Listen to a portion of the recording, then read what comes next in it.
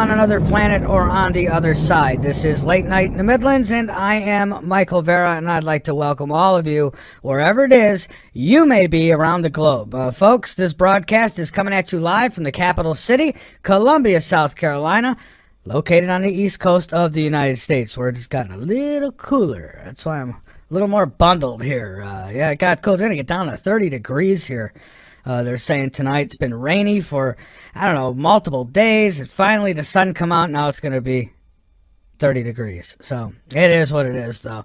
30 degrees one day, 60 degrees the next here. So, yeah, tonight we've got a really good guest. I know I say that every night, but we pretty much do. Once in a while we may strike out, but not often. Tonight we're going to be discussing Planet X with David Mead. I don't believe I've had David on the show before. I mean, it's getting to that point now where I've had so many guests. I really have. I've had thousands of guests that through the years that I can't remember all of them anymore, but he's going to join us tonight to talk about Planet X, and it would seem to me like he's saying we should be expecting it in 2017. Now, I know there's some of you out there who will say, yeah, whatever. Well, let's talk about it. Somebody says something like this is coming, I got to at least hear him out, right? So that's what we're going to do tonight, the discussion Planet X here on Late Night in the Midlands. And he's going to be with me to about 11. Then we're going to take our break later. And after the break, I'm going to open up lines. Now, be open up to everybody. But I was telling you all last night about a moron who has wrote what he calls a book and proceeded to trash me in it. Well, apparently that guy's going to be calling in the last hour tonight, so we'll see how long it lasts. If he starts throwing F-bombs, he'll be gone immediately. I don't know why I'm even entertaining it, except for, they always cry. They get in their little safe places, and they go, he never lets me tell anybody my side of the story. So I'm going to go ahead, and I'm going to see if he wants to go ahead and give his side. But, as always, making accusations, you better be able to back them up. That's all I could say. So that's later, and we'll see how everything goes. But the most important thing, my guest David Mead tonight, Planet X, he actually, he has a real book. So we'll be talking to him tonight about that. Now I've got some news I'd like to get into. Ira was just talking about e-cigarettes. I had seen this article today, and I posted it up on latenightinthemidlands.com. E-cigarettes are leaving young people at risk of nicotine addiction, it says, brain development problems, and mood disorders. The U.S. Surgeon General has warned in a wide-ranging report published today. So they're starting to go after this e-cigarette stuff, and I don't know. For me, I'm a little biased because I don't do any of that. I quit smoking. I just quit. I quit cold turkey. I didn't use an e-cigarette or anything else. I guess you could say I didn't use anything else. Some would say, well, if you smoke anything, anyhow. So yeah, these e-cigarettes. So I did have one once. Somebody had given me one. I think it was Adana actually who sent me one. And I took one puff off it, and I wanted to dig my own grave. That's how nasty it was. So I haven't done it again. Now, some people say there's nothing wrong with it. I don't personally know. I say you're better off doing nothing if you can help it. If you can help it, you're probably better off doing nothing. But I don't know. It depends. Hey, it's your health. You do what you want with it. I'm not one of those people who's gonna put you in a dungeon because of your choices. Your choices are your choices. As long as they don't affect me, I don't care. I'm just telling you what the Surgeon General is saying. America's most senior doctor, they say that e-cigarettes use among young people and young adults is not safe and now a major public health concern. Well, I would like to see the literature on this. I'd like to see the, test results. What have they done? Have they tested this in any way? So that's what I'd like to see. Not that I'm not for it or against it. I personally don't give a damn, to tell you the truth. But there it is. Surgeon General, he's making e-cigarettes his thing now. Is Donald Trump already the president? He's certainly acting like it, isn't he? Isn't it strange seeing somebody who actually wants to roll up their sleeves and get to work? Wow. President-elect Trump has spent the month since his election victory engaging in some distinctly presidential-style behavior, they say, including engaging businesses on behalf of the American people, conducting a bit of foreign policy, and delivering sweeping public addresses, all before he holds the authority of the presidency. With weeks to go until he takes office, Trump's moves have tested the limits of his unofficial powers. Well, he's doing what a president should be doing. I mean, Obama, big ears there. He should be doing this stuff. He should be going and meeting with these companies and trying to save American jobs. I just heard where a company now is going to be investing $50 million into the United States and is going to create like another 50,000 jobs. I mean, you know, that's not small change, folks. It's 50,000 people who could get back to work on top of all the other ones he's already saved. I'm telling you, I see the makings of probably the greatest president in our history. I really do. I hope I'm right. I don't know that yet. I'm just saying I see the makings for it. Doing a really good job. And now there's people out there who will say Donald Trump is a bigot. Donald Trump is... you know, he's this, he's that, he's racist, he's, just a horrible man, right? Then you see this story that comes out here about a black homeless woman who says Trump allowed her to live in Trump Tower rent-free for 8 years. Yeah, for 8 years. She says she was sleeping in she snuck into the Trump Tower. She was sleeping in one of the maid's closets, you know, trying to buy as much time as she can. Well, one of the maids eventually caught her in the closet and called the police. So the police come and tell this woman she needs to leave, not come back, or she'll be arrested. Well, this woman refused to go. So they called Trump, like they would do at any business. They call you, the main person, and ask them if they'd like to press charges. And Trump came down to Trump Tower. Rather than press charges and make things worse for this woman, he gave her an apartment in Trump Tower with a beautiful view. And she's lived there for 8 years. He also makes sure she gets 3 meals a day, and fresh flowers are delivered once a week. I mean, come on. Does this sound like a bigot? The Antichrist to you? I don't know. It just certainly don't to me. But these are the stories that the lamestream, fake-ass media won't share with you because they don't want you to know the truth. I mean, I can't believe anyone would even turn CNN on anymore. I mean, is that really even classified as news? It's not even a comedy channel. I don't know. What would you call it? I don't know. I'd call it suicide news. I mean, that's what you watch that like an hour before you pull the trigger on yourself, I think. Personally, that's how I feel about it. U.S. Steel could rehire 10,000. See what he's doing? See what he's doing for I mean, now the steel company's ready to rehire 10,000 people. So there's another 10,000 jobs. Man. Meanwhile, Obama, what's he doing?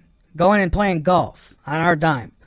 Russia is engaging in robot war against ISIS. I seen this today. I thought it was interesting. Now, mind you, the robots don't look like Terminators, but what they do look like is tiny little tanks, and they got machine guns on them. And so they're sending these things into the combat field, and well, I mean, what are you gonna do if you're ISIS? You gonna shoot at the robots? Not gonna do you any good. So already a robot war. Scientists are searching for aliens, are looking for Earth-like life forms, and that's a problem. One of the most common criticisms about the search for life is that scientists spend too much time looking for Earth-like life. Why is that the case? Doesn't this kind of narrow focus simply limit us from actually finding anything? Like I've had guests who have said the reason we've not found vegetative life on Mars is because we're looking for green. And we should be looking for red, he says. 2 researchers spent Monday tackling that question during Searching for Life Across Space and Time, the first of a 2-day workshop about aliens hosted by the National Academies of Science, Engineering, and Medicine. And they made the trip to California to discuss theories behind what scientists should focus on when searching for extraterrestrials and that kind of life on other worlds. And the 2 unintentionally laid out a pretty good case for why those efforts should focus on Earth-like life. But see, here's the thing. You're not going to find... I don't think it's going to be exactly like what you find here on Earth everywhere. I mean, we're finding out even on this planet that there's life in places we never thought could harbor it. So anyways, that's linked up on Late Night in the Midlands. You can go check it out. They say the odds of finding life on a cold gas planet like Neptune is, well, really highly unlikely. You never know, though. You just never know. What if it's robotic life? What if it's like what we're doing now?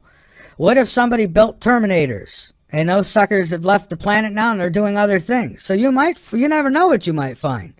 You could get to one of these planets that are supposed to be just horrible and impossible for a human to live on, and you might find one of the Terminators from our past living there. You just, it's worth a look, right? The earthquakes off the charts here. 6.5 mag off of the coast of California. Then the Samoan Islands, a 7.7. I mean, this, folks, every day. I just don't talk about it every day. I don't have time to get into the earthquakes every day. Maybe I should make time, because I'm getting at least 2 of these biggies like this every single day. Every day in my email from the USGS, I receive at least 2 of these a day. Every now and then we might skip a day, but for the most part, it's about 2 a day. They say the headlines are like ground rolling. San Andreas wakes. A lot going on, folks, and maybe that will play right in to our topic tonight, Planet X, which we'll be getting to shortly. Alien hunting gets huge boost as artificial intelligence joins search for extraterrestrials. Well, that's probably the best way to do it, right? So here come them Terminators again, so we could put them in some ships, send them out there to look for life, right? So maybe we'll find something like this on another planet. This is my point. Artificial intelligence, that is AI, has joined the hunt for alien life throughout the universe, massively increasing the chances of finding extraterrestrials. Machine learning software, based on the algorithms used by Google and Netflix, has joined the hunt for extraterrestrials. The computer has the ability to analyze star systems and planets and could decipher whether the planets could potentially sustain life. These AI machines, they learn. They're actually able to learn just like you or I, probably much quicker though, which is a type of man-made intelligence that allows computers to learn through data that is continuously fed rather than humans having to update the software. So no one will have to update it. These things will just continue to update themselves. So that's some serious AI right there. The machine, created by researchers at the University of Toronto, Canada, is believed to be up to 1,000 times faster at predicting whether a planet is potentially habitable and can work around the clock, unlike humans, making it a massive boost in the search for aliens. They're really looking for these ETs, folks. So am I. John Glenn, American hero, aviation icon, former U.S. Senator. He dies at 95. Got a link up on the website for that, too, if you want to go check out all his accomplishments. John Glenn, another one of the greats, gone. Russia tests drone sub. China media calls for nuke buildup. The last thing we need, I think, is a nuke buildup. I like the idea of going to look for aliens a lot better. So, folks, what we've got tonight is a guest by the name of David Mead. He's going to be talking to us about, that little ball of joy behind me there, Planet X. I think he'll be bringing something new to the subject, and I'm ready to listen, see where we're at. I mean, folks, again, there's one thing that I can't deny. I can say, where is it? Why don't I see it? But that being said, there are a lot of earthquakes. There is a lot of volcanic activity. And there is a lot of crazy freaking weather. I'm Michael Vera. This is Late Night in the Midlands on the LNM Radio Network. We're going to take a break. When we come back, I'll have my guest, and we'll be discussing Planet X. Don't go away. All right, we're back, and we've got a good one tonight. Planet X we'll be talking about. The book is Planet X, the 2017 arrival, and we'll be talking about it with David Mead here in just a moment. All right, I want to give you a bio here. I'm going to tell you a little bit about him, but first I want to direct you to the website, www.latenightintthemidlands.com. Go on over, become a member, be informed, and by all means, inform others.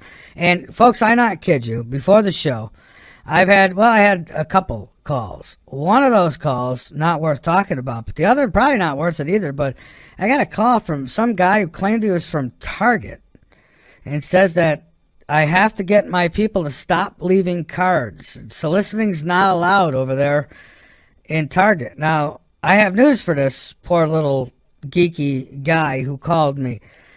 I don't go to Target. Target's the 3-bathroom store. I have nothing to do at Target, but apparently somebody's leaving cards there.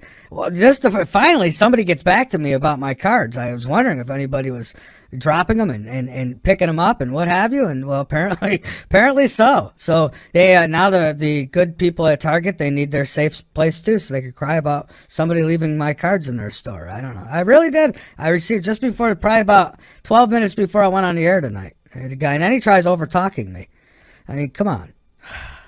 Anyways, David Mead studied astronomy, among other subjects, at the University of Louisville. After graduation, he worked in forensic investigations for a number of years. The last 10 years, he has spent with Fortune 1000 companies writing special reports for management. He is a specialist in research and investigations. He has 10 books to his credit. He enjoys relating science and the Bible. He believes Planet X is a perfect marriage for the two. And his website's linked up on our homepage at latenightinthemidlands.com. And so you could go ahead and click on it right in the picture slider. If you go to our homepage, you'll see it. Also on our schedule page, you'll notice there's a tab on our website.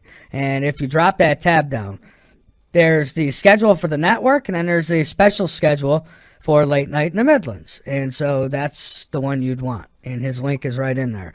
All right, that being said, let's go ahead and bring my guest aboard tonight, and let's learn a little bit more about this big giant thing that they call Planet X.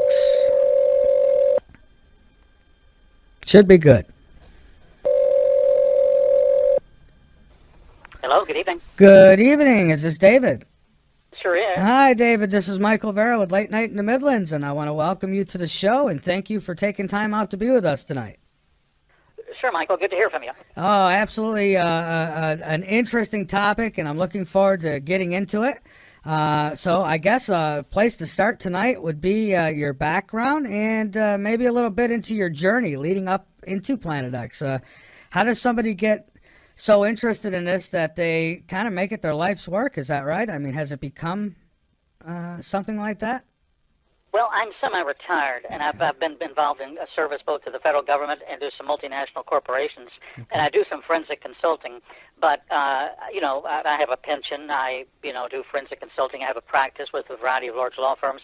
And then I also devote about 25% of my time or attention to this book, to media interviews, I have an audio book, a printed book, an e-book, and I'm constantly updating articles to Planet X News. Of course, as you know, my book is Planet X, the 2017 Arrival by David Mead, and it's in about 10 countries. It's in every edition possible, and so I do devote a good percentage of my time to research. I write a couple of articles a week for Planet X News, and to get to my personal interest in it, it was sparked by my interest in astronomy. I wasn't a major at college, but I did study it, got an A in it, in fact.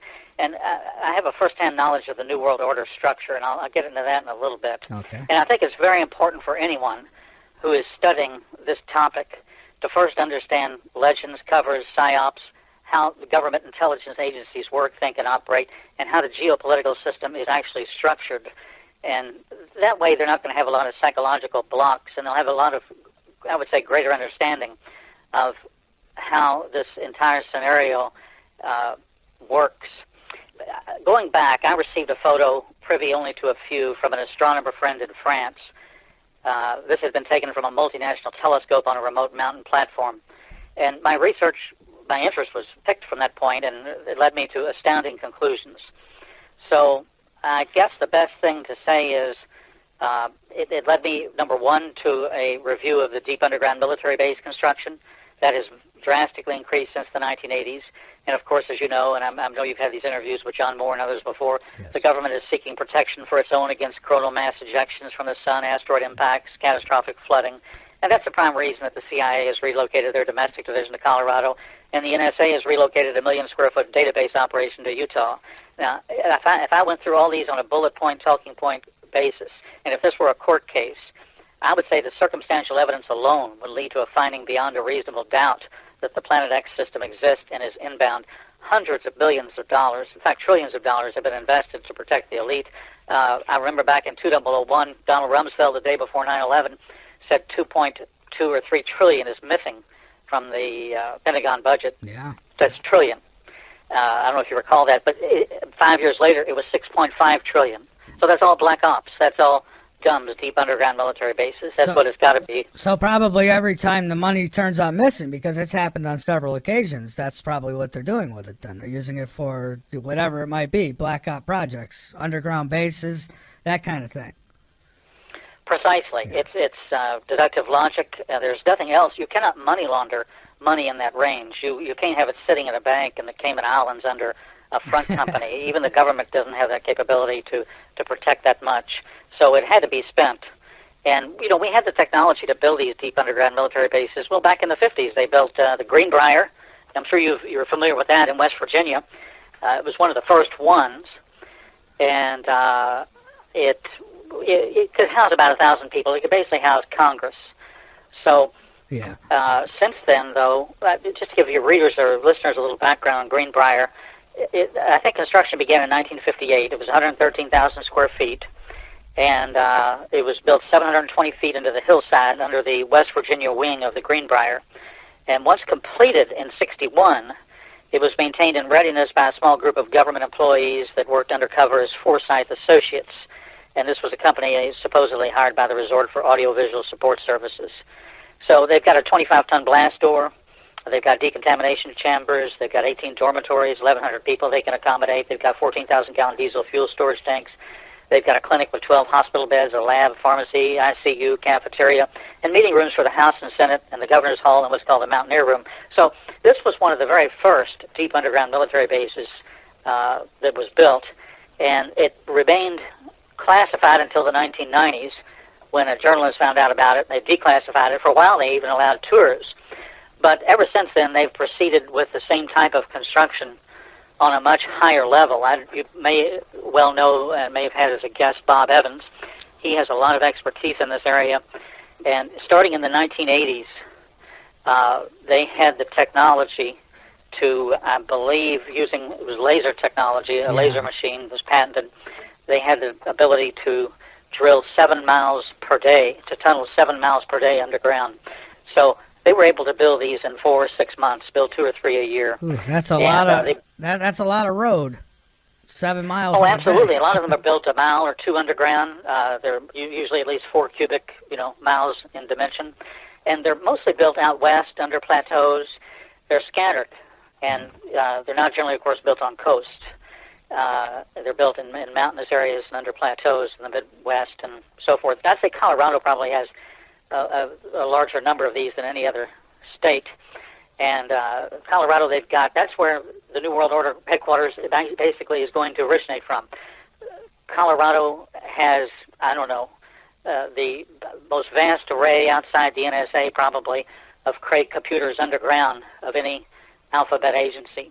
And so these are throughout the country. That's what John Moore was telling me last time I spoke with him, that there's been government facilities that have been being moved to Colorado.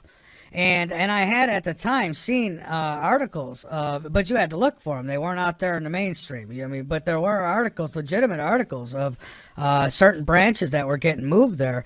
Now, I would imagine the last time I spoke with John Moore, it's been a while, quite a while. So I'd have to imagine there'd be much more that has been done since then. So then the deal is that they're anticipating Colorado being the new Washington, man? Something like that? I would imagine, because Washington will probably be underwater if enough of these asteroids hit in the Atlantic Ocean, which is the debris field of Planet X, later in 2017, and we can get into that in a little bit, but it's got a 250,000-mile debris field on it, and it's mostly asteroids, meteorites, and the asteroids are all sizes, so it's going to be a random occurrence, but you're going to have at least several hits at an absolute minimum, probably in the oceans. And these will create tsunamis. They could create global tsunamis. Depends on the size of the asteroids. And, in fact, I can give you a quick rundown on impact effects by size of near-Earth objects. Okay, and let me add to that really quick. I had a woman on last night who worked in the space programs with NASA. And, of course, for her, she didn't get really out there about too much. She probably can't. But she did say that we could get hit with things that would cause an entire Earth tsunami, like a global flood. So it's possible. Oh, sure. They have a detection program called the Catalina Sky Survey in place, but that's all it is monitoring. All they would do at that point is notify FEMA. In other words, there's no time to take any action. In fact, there's no current technology to deflect a large asteroid on short notice heading towards the Earth. It just simply doesn't exist. Despite Hollywood movies, it does not exist. Well, Obama just put out an executive order not too long ago for space weather. I don't know if you've seen that. I've heard of that. Indeed, I've heard of that. I believe he's probably considered the probability of an EMP explosion. Yeah. He's probably considered solar flares.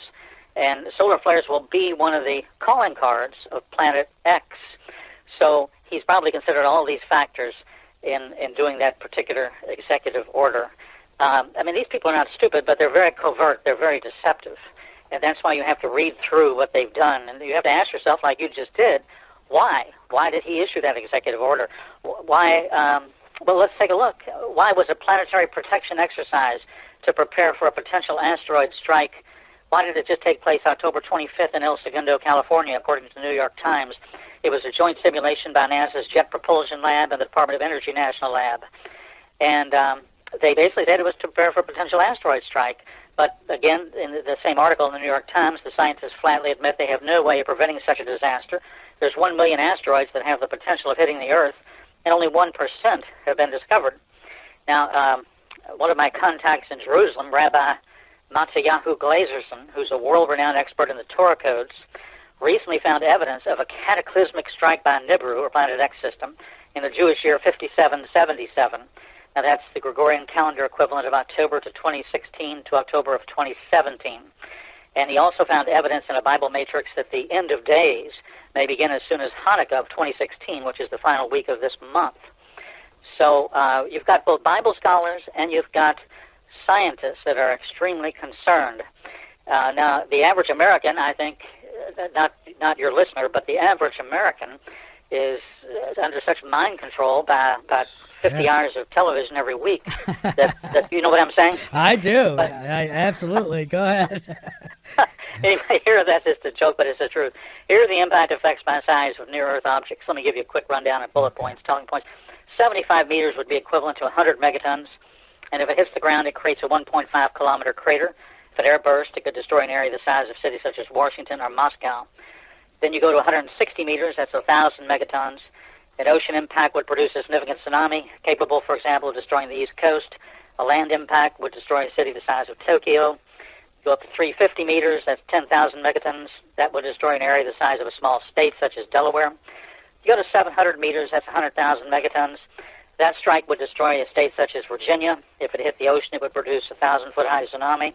1.7 kilometers, that's 1 million megatons. That would raise enough dust to affect climates and freeze crops. An ocean impact would create probably a global tsunami. It would totally destroy the ozone layer, and it would probably destroy a country from the crater the size of France. 3 kilometers, 10 million megatons. You'd have widespread global fires. Worldwide volcanoes would be triggered. It would destroy a large nation such as, I would say, Mexico or India. And if you go up to 7 kilometers, that's 100 million megatons. That's probable mass extinction. That strike would destroy with its crater alone an entire continent. And just to give your listeners a standard or metric, a megaton is the explosive power of TNT. The Hiroshima bomb was only 15 kilotons. So anyway, Rabbi Glazerson has now pinpointed the year to 2017. My book agrees and actually pinpoints the month, Planet X, the 2017 arrival. So I would say both scientists and Bible scholars recognize the inevitability of Nibiru. It is imminent. So 2017, obviously, knocking on our doorstep right now. So what most people will ask is, well, where is it? Why can't I see it?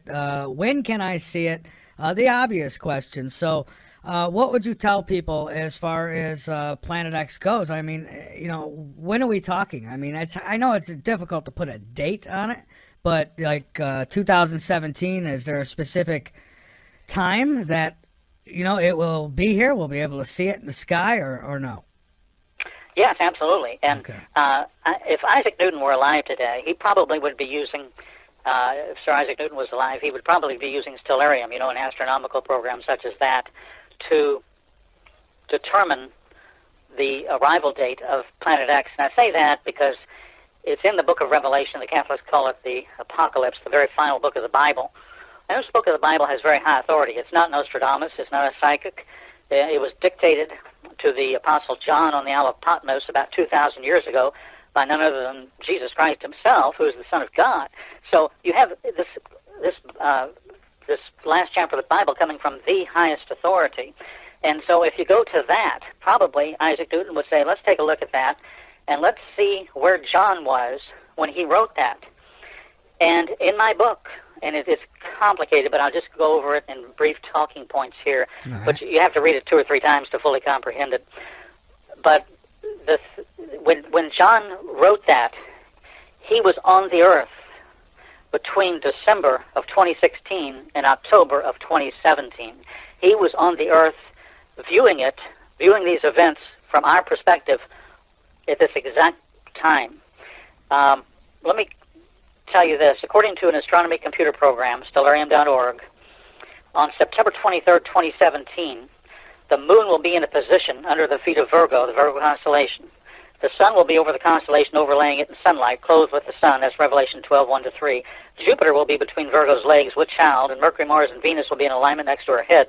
That adds 3 stars to the constellation Leo, forms a crown of 12 above Virgo's head. So all 4 of these events and celestial bodies will be in place on that date. And that's very close to the date. It's not the exact date of the arrival of the Planet X Nibiru system, but it gives us a time marker to start from. So I'm talking Revelation chapter 12, verses 1-3. And most people are familiar with that. I mean, I can read it very quickly. And there appeared a great wonder in heaven, a woman clothed with the sun and the moon under her feet, and on her head a crown of 12 stars. She, being with child, cried, travailing in birth, pain to be delivered. And there appeared another wonder in heaven, and behold, a great red dragon, and that's Planet X, having 7 heads, 7 crowns upon his heads. You know, I listen to Alex Jones and Steve Quayle occasionally, and I heard them talking the other day. It wasn't about Planet X, but it was, I think, about Trump or politics. But, you know, Steve Quayle said, if you ignore the spiritual dimension of a major situation, whether it's politics, economics, the universe, whatever, if you ignore the spiritual dimension of it, you will miss it all. So you have to consider, you have to have a marker, you have to have a moral compass. Now, let's go back to this. In Revelation chapter 12, the dragon is interesting because it has several details. It is described as red. That's not mentioned anywhere in Scripture. And the head of Draco actually does have 7 stars or 7 heads, even though it's most commonly displayed as only 4 stars on most charts. These initial 3 verses are a literal sight. It is the incredible celestial lineup event that matches the description happening within and towards the end of the generation timetable. Twice in Revelation 12:1 and 3, it uses the word wonder to describe what John saw. This word in the Greek has an idea of an indication. So while there's great symbolic significance in this chapter, it appears they are based on literal, visual events that the prophet, John, the author of the Apocalypse, saw in the heavens, the stars, as indications of what was going to happen in the larger scheme of things. Now, my book reaches the conclusion, starting with this, but going through, many, many pages of analysis, that the red dragon, Planet X, will collide with the Earth's orbital path on a very specific date, and that is Thursday, October 5th, 2017. Now, the red dragon, let's go over that again, is a planet-sized celestial body with a mass 4 to 6 times that of the Earth, and probably therefore has a diameter of 4 to 5 times that of the Earth. If you look at Revelation 8, it names it Wormwood. Now, Dr. Robert Harrington, who was supervisory astronomer for the U.S. Naval Observatory, in 1992 announced that Pluto was much too small to explain the variances in the orbits of Uranus and Neptune, and he first postulated the existence of Planet X, which again I refer to as the red dragon from its biblical reference in Revelation 12, verse 3. I see. In 1992, a press release from NASA stated unexplained deviations in the orbits of these 2 planets point to a larger outer solar system body of 4 to 8 Earth masses. So the red dragon travels in a highly eccentric, sometimes erratic, elliptical orbit around the sun. It travels a roughly cigar-shaped path from the inner solar system to outside the orbit of the outermost planet of this solar system. Now, the red dragon appears shortly after the September 23rd, 2017 celestial sign of the woman, the constellation Virgo. And you can use stellarium, and you can go back 4,000 years, and you can go ahead, you can go back almost 6,000 years, and you can go forward 1,000 years. And you will never find all of the attributes of this matrix occurring again. The last time it appeared was that this Revelation 12 sign appeared in the sky was 3,915 BC, almost around the time, according to the Bible, of the first 5 books of the Bible. Let me ask this then, because this has come up before when we've talked about Planet X, and as far as the Bible is concerned, I was going to ask you what the Bible says about it, but you're certainly informing me pretty well there. But I'll have to, the next question would be, how do we know that? Okay, so this stuff happened, and they're describing what happened, but how do we know that it's happened before and it's not going to actually come again? Like somebody had suggested maybe Jupiter and its moons were Planet X in the past, and now it's got caught in an orbit or something. So how do we know that it's actually coming around again, basically? Well, I've seen photos of the system. I know an individual codenamed Arizona who has viewed it through the Hubble. I have personal knowledge of it. Okay. And I would say in terms of circumstantial evidence, I mean, just look at the volcanic activity, look at the earthquakes of the last 2 days. Everything is increasing exponentially. Well, I'll tell you this, David, I can't argue with you there. I was just telling the listeners at the beginning of the show that the earthquakes, the volcanic activity, the weather, I don't see how anyone can make an argument as far as that stuff goes. So something's definitely causing it. So believe me, I'm not one who throws stones at these things. I just, I like to get all the details I possibly can. Right. Well, a prominent astronomer who dedicated his life to the discovery of Planet X, Dr. Harrington, was removed immediately before he could make a public disclosure in the early 1990s. He was, in effect, assassinated. And this has happened to another scientist at the South Pole in 2001, and he was poisoned. And these people are eliminated if they pose a real threat. So if you're a professional astronomer, full-time, and you're about to make a public disclosure of this scenario, your life is probably in a measure of danger. These people are very dangerous that rule the current geopolitical system, the New World Order, and so forth. And they control the mainstream media. They control 80% of it. They don't control Fox News. They don't control the Internet, YouTube. They don't control Amazon Books. But they do control the mainstream media, which 80% of the population watches.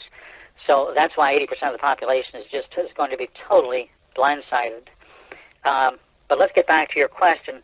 It cannot be seen right now because it is a red or brown dwarf star. A red dwarf star, for example, is a small and relatively cool star on the main sequence of K or M spectral type. And they range from a mass of maybe 5 to 8% of the size of our sun, usually have a surface temperature of less than 4,000. Now, red dwarfs are by far the most common type of star in the Milky Way, and because of their low luminosity, they cannot easily be observed. You have to observe them in the infrared range, and you have to observe Planet X it's approaching from about 30 degrees south of the ecliptic, so it can best be viewed from one of the professional observatories on the mountains of Chile. It can best be viewed from the South Pole Observatory, which of course is government, and it can best be viewed by infrared satellites that are in orbit and photographing the sky. And the public, of course, has no access to any of these. Now, there have been some random photos of Planet X that I've seen movies and still photos of what's been, let's say, smuggled out of professional observatories. The public has probably not seen most of those, but the public has seen some photographs that are quite real, simply by random chance. And if you want me to, I'll discuss one or two of these. Yeah. And they're also on YouTube. Absolutely. And somebody says, someone in one of our chat rooms here says, so why should I believe in this? Well, you guys haven't told me why I should believe in this, and here's my answer to you for that. There is no reason why you should believe in it. You either do or you don't. It's that simple. And if you think there's a possibility, prepare. If you don't, then don't. You'll be one of the casualties if it does happen. I mean, it's that simple. I mean, no, I mean, right? I mean, nobody's twisting no arms here to believe in this stuff. You're doing what? Giving a message to the people, and if they want to believe it, fine. If not, I mean, they could do their own research on this as well, right? But in defense, a little bit it is hard for the average person to research this kind of thing because there's so much disinformation out there. But bottom line is, you could believe it if you want. Nobody's telling you have to, right? Right. When I worked at the Pentagon, there was an office just down the hall from me that was 30 times as big as my office, and the particular office in which I worked. And their only purpose was disinformation and deception. And they're experts in it. Army intelligence are experts, and so is the CIA, and so is the National Reconnaissance Organization.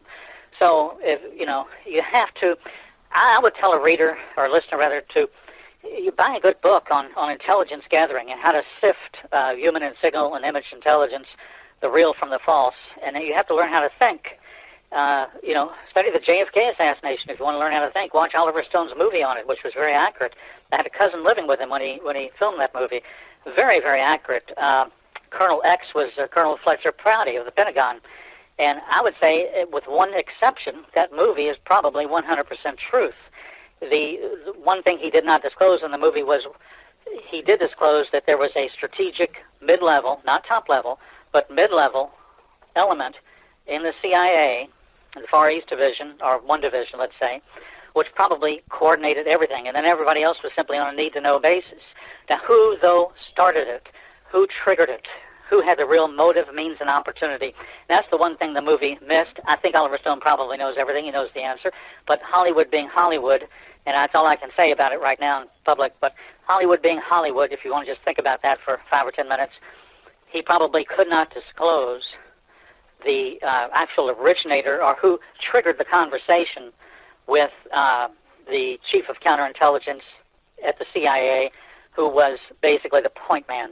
Again, you have to think like this. It's Alice in Wonderland, you know? It is. And folks, I'll take your questions in the chat room shortly. I'll take calls shortly. Give me at least another 15, 20 minutes here, and maybe we'll take some calls. But right now, I want to get, the guest has information to share, and I want to hear it. So, and we don't want to get pushed ahead. So, but yeah, go ahead, David. Let me tell you something that you've probably never heard before from any other guest about Planet X. It'll take me about 2 minutes. Okay. And this will help your readers that have these psychological self-defenses. This will help them think through and understand legends, covers, and it gives us some intelligence training. So let me just talk about this. One stumbling block that some people have in their Planet X research is that they are unable to comprehend how the government could cover up such an object. And you really have to understand something that very few people have heard of. It's called the Committee of 300. It's the governing body of the New World Order, to understand why and how the cover-up takes place. Now, the Committee of 300 works through the Royal Institute of International Affairs in London, the Aspen Institute, and the Club of Rome. They all possess various executive arms. I was told this by an MI6 intelligence officer. Now, these arms also include the Council on Foreign Relations, from which the U.S. Secretary of State draws their strategies almost entirely. Therefore, following more or less, you've got to admit, everybody's got to admit, the last 50 years, it's been a socialist party line. And if you control the Secretary of State, you control all foreign policy. Now, the Constitution, of course, is immutable, but the so-called progressives or socialists interpret it flexibly.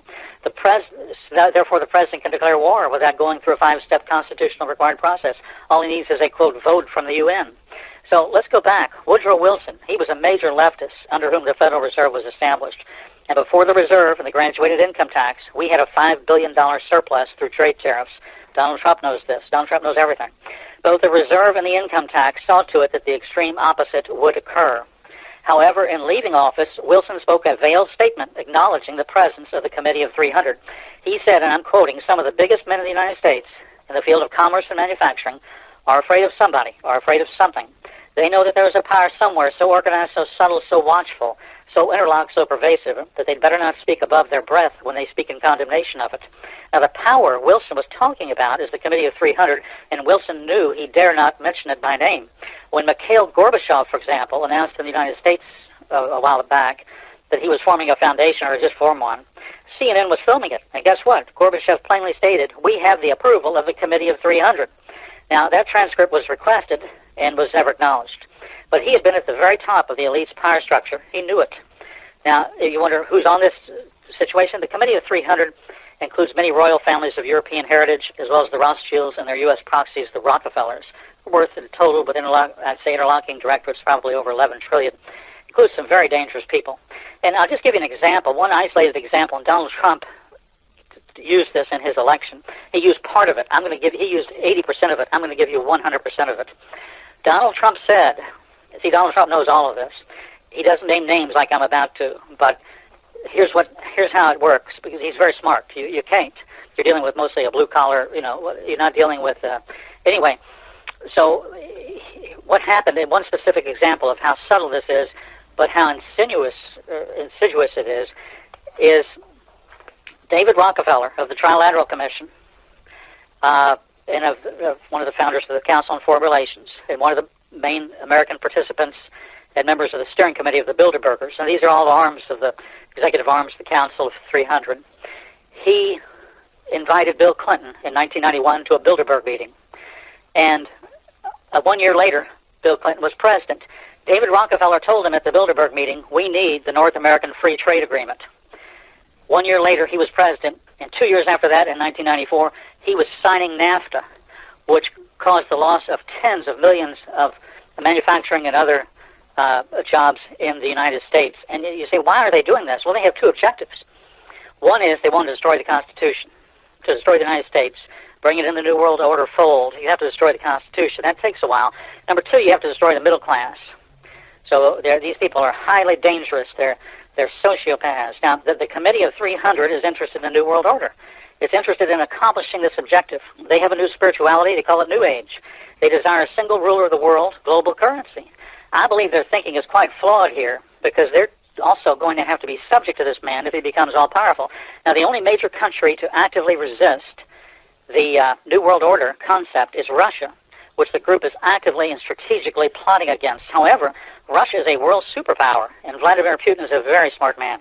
The Committee of 300 is quite aware that their coalition will not include the USSR. The Committee of 300 is well aware of the existence of the Planet X system. It throws a wrench in their plan. It's not under their control. When it strikes, a global economic reset will occur. Therefore, their representatives have placed an umbrella of secrecy on it. They have disinformation specialists, some of them at the alphabet agencies. They're very cunning, as I mentioned, but they're not smart. They're just deceptive. One of the few presidents who actively went against their agenda was John F. Kennedy. I think he was a great man. My stepfather was a critical player in this drama.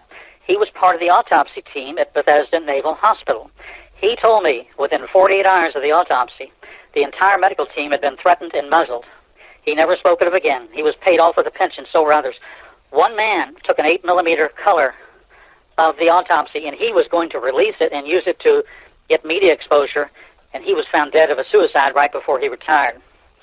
Now, much of the population of the U.S. doesn't understand the flow of information about the Planet X system has nevertheless proceeded through the world on alternative media, the internet, books, on Amazon, YouTube. So if you spend some time understanding history, and especially the controlling interest and the controlling parties, the Committee of 300, your listeners will have absolutely no problem realizing why Planet X is a threat to their establishment, and therefore that's why through the mainstream media, they simply don't report it. They ignore it. Just be sure of one thing. Don't let their control get in your way of information and knowledge and preparation. Amen, my friend. And now listen, okay, so they know Planet X is coming, and they've got all these facilities ready to go for themselves and whoever below ground, right?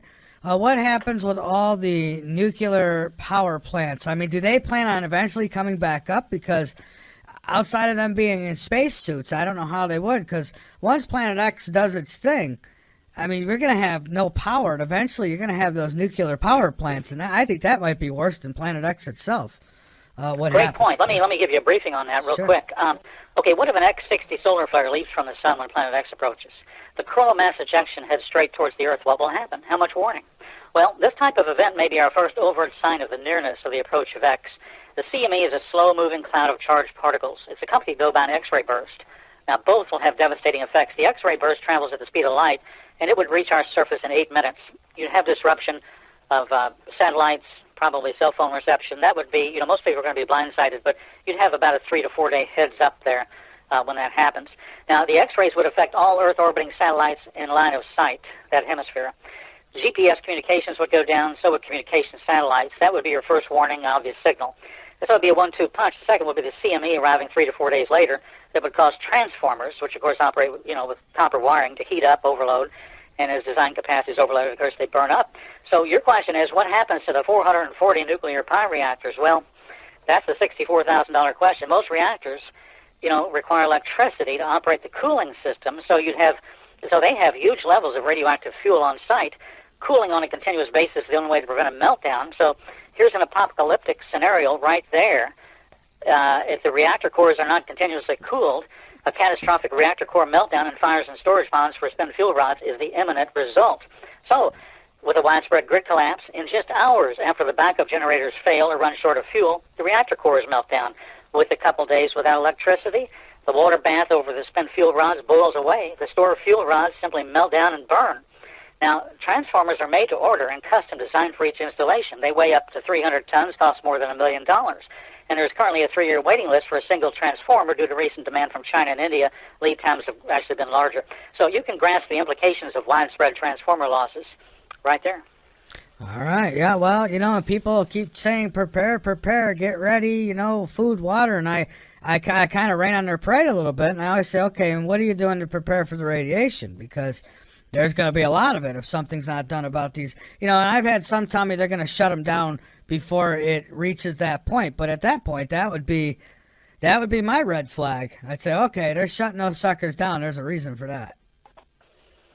Oh, absolutely. You've heard of, I'm sure, Major Ed Dames. I'll brief your readers or listeners very briefly on that. He was part of a CIA and Pentagon jointly sponsored project involving remote viewing. He stated this project saw the end of days as being tied to a series of major solar flares over a 1-year period. Earth was totally unprepared. In the most recent interview I saw with him, he was asked whether Planet X or Nibiru may have been the cause of the solar activity and flares that devastate the Earth. It was right after a 7-minute point. He said, it's possible, if not probable. One of his callers on the program raised a very interesting observation. The viewer, during the, I think it was 11-minute, 50-second segment, raised a fascinating point. He stated he's with the military. He ran across a document a few months ago, partly classified, partly unclassified, of a, quote, a very large object moving through space towards Earth. But the weird thing about it is that it's changing speed, it's changing vectors, every aspect on a daily basis. They can't get a handle on it, unquote. Is Planet X under intelligent control? When the military knows about it, serious researchers know about it. So that for your readers or listeners that haven't heard before, that's a briefing on Major Ed Dames, which ties in with the solar flares, which ties in with the whole topic. Now, what did he mean by is Planet X under intelligent control? Like, is somebody, driving this thing? Is that what you mean? Or flying this thing? Or what? It is very bizarre. I don't know what he means by that question. That was the man of the military who was talking to Ed Dames on the YouTube interview, and he said he raised the question himself, not Major Dames, but the military caller said, "Do you think it's under intelligent control?" Ed Dames did not respond to that. I don't know what to respond to that. I don't have a clue.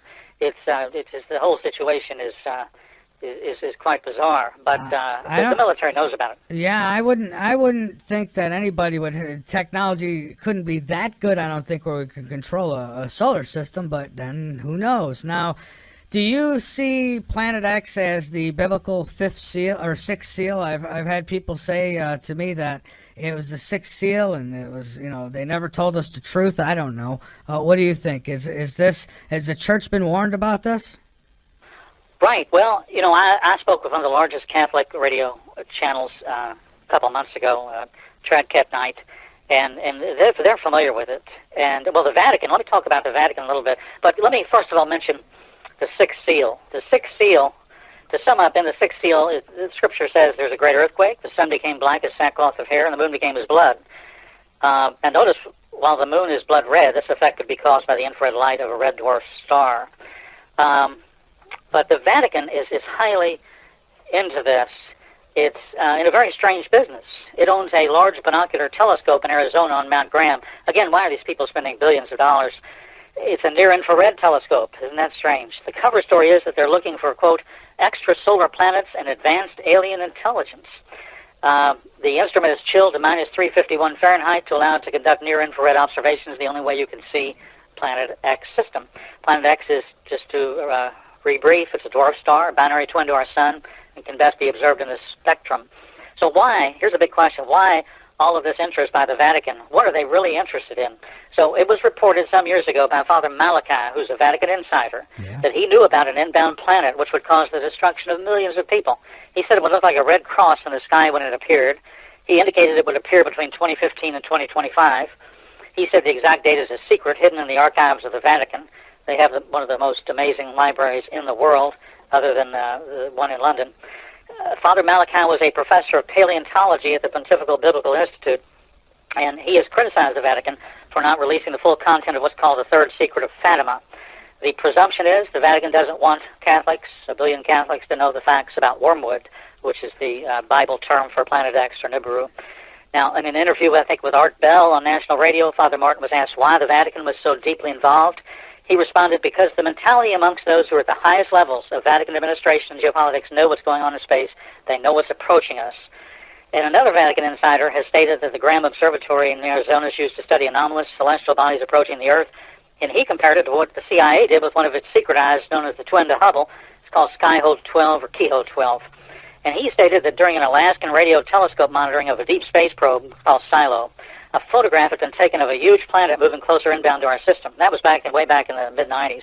He was told the information was classified above top secret. He said the probe was created in Area 51 with an EMP motor, and it was put in orbit by a space plane, and its purpose was to approach Nibiru, Planet X, and transmit, information back to the radio telescope. So the bottom line is the Vatican has a secret intelligence agency, the SIV. Stands for Servizio Informazionale del Vaticano, the information service of the Vatican. The fact is the Vatican's telescope and its twin are mounted at the focus points of the LBT's two giant 27.6-foot diameter telescope mirrors. Each instrument is cooled to minus 351 Fahrenheit to observe near-infrared. So the question is, what do you think that they are looking for? Well, exactly. And I got to say, there is so much. People can make good arguments, I guess, on both sides of the aisle. And me, personally, I don't want to argue about it. I just want to learn what I can. And this way, if this does happen, if it does show up in the sky, at least I'll know what the hell I'm seeing, I guess, for a brief second anyways, till it kills me. But so should we be looking for pole shifts? Are we going through something like that? Somebody's told me that the poles are shifting, but I don't know. Is the planet tilting? What's going on? Right. The magnetic poles have been shifting for years. They're shifting towards Siberia at the rate of 40, 50 miles a year. Now, but when Planet X approaches, you'll have a physical pole shift. I don't know how many degrees it'll be. Some people say it'll be 20 to 30 degrees. I know the fellow codenamed Arizona said he was told by CIA people that the pole shift will take place in 30 minutes. I don't know that. But when that happens, again, you'll have global tsunamis and volcanic activity triggered absolutely everywhere. And, that's what's going to happen. I think you've got to be concerned probably about location to a certain extent. It's safe to be 50 to 100 miles away from all coast. You don't want to be near the Madrid fault line. You don't want to, of course, be in California. Florida is not a safe location. If you live there, you need to have a bug-out plan at least a week prior.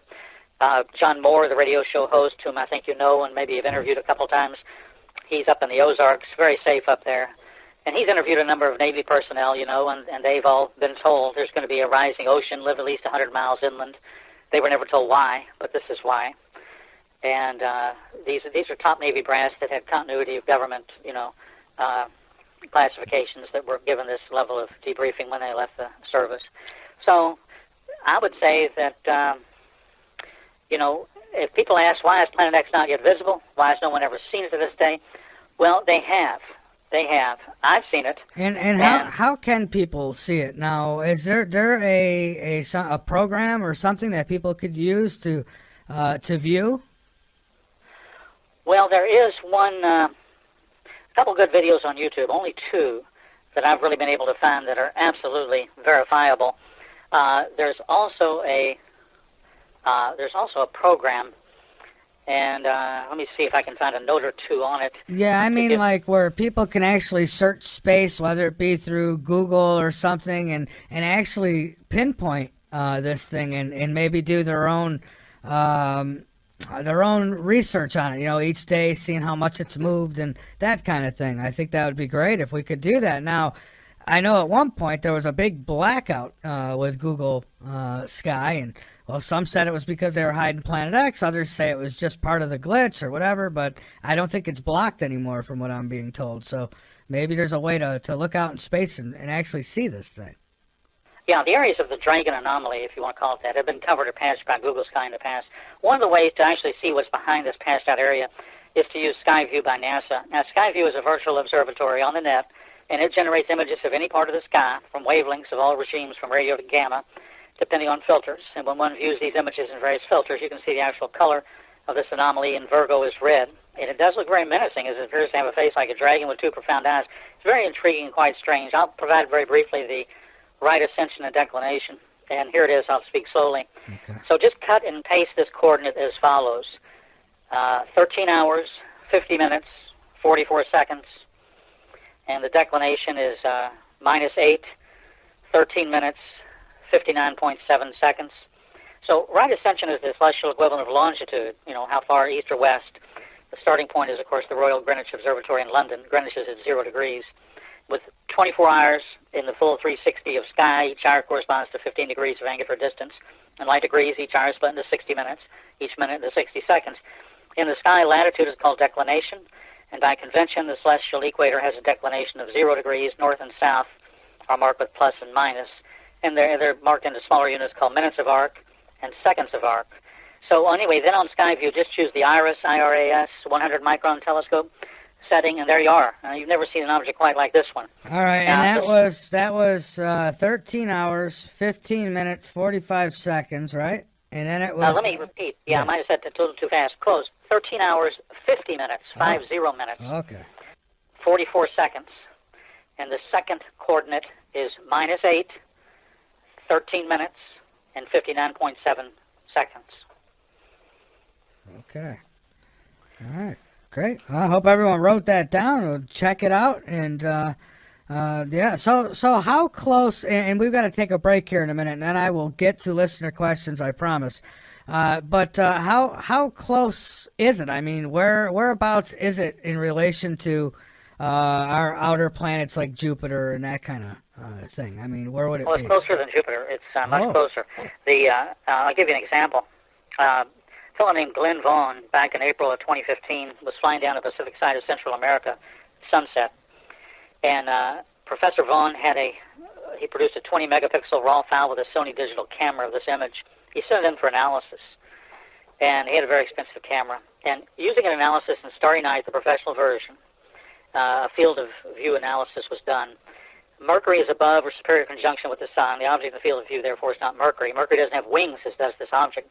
Mercury doesn't have the brightness or contrast of the unknown object. And a gamma test on a PATE program was used, and that shows if the object's hot or cold. This was a hot object. And if you reduce the brightness and increase the contrast, the hot objects fade in, proving they're genuine. And then a luminance test was used to determine the intensity of the object, and it was behind the sun, not a reflection. There are wings on the object, which is clearly behind the sun. And this is deeply disturbing. The reason is that gas tails of comets follow solar winds. They're not visible until the comet's orbit is inside of Jupiter, at which point the luminosity of the sun makes the tails of the comet or planet visible. So this object, which is clearly Planet X by deductive logic and process of elimination, was therefore at that point between Mars and Jupiter. It's not in the outer reaches of the solar system. It can clearly be seen from the southern hemisphere. So as of April 2015, it was close enough to the sun that the sun's light reflected in the tail, making it appearing like wings. And that's one. And then Melissa Huffman, this has been seen by over 1 million people on YouTube. It's a real object.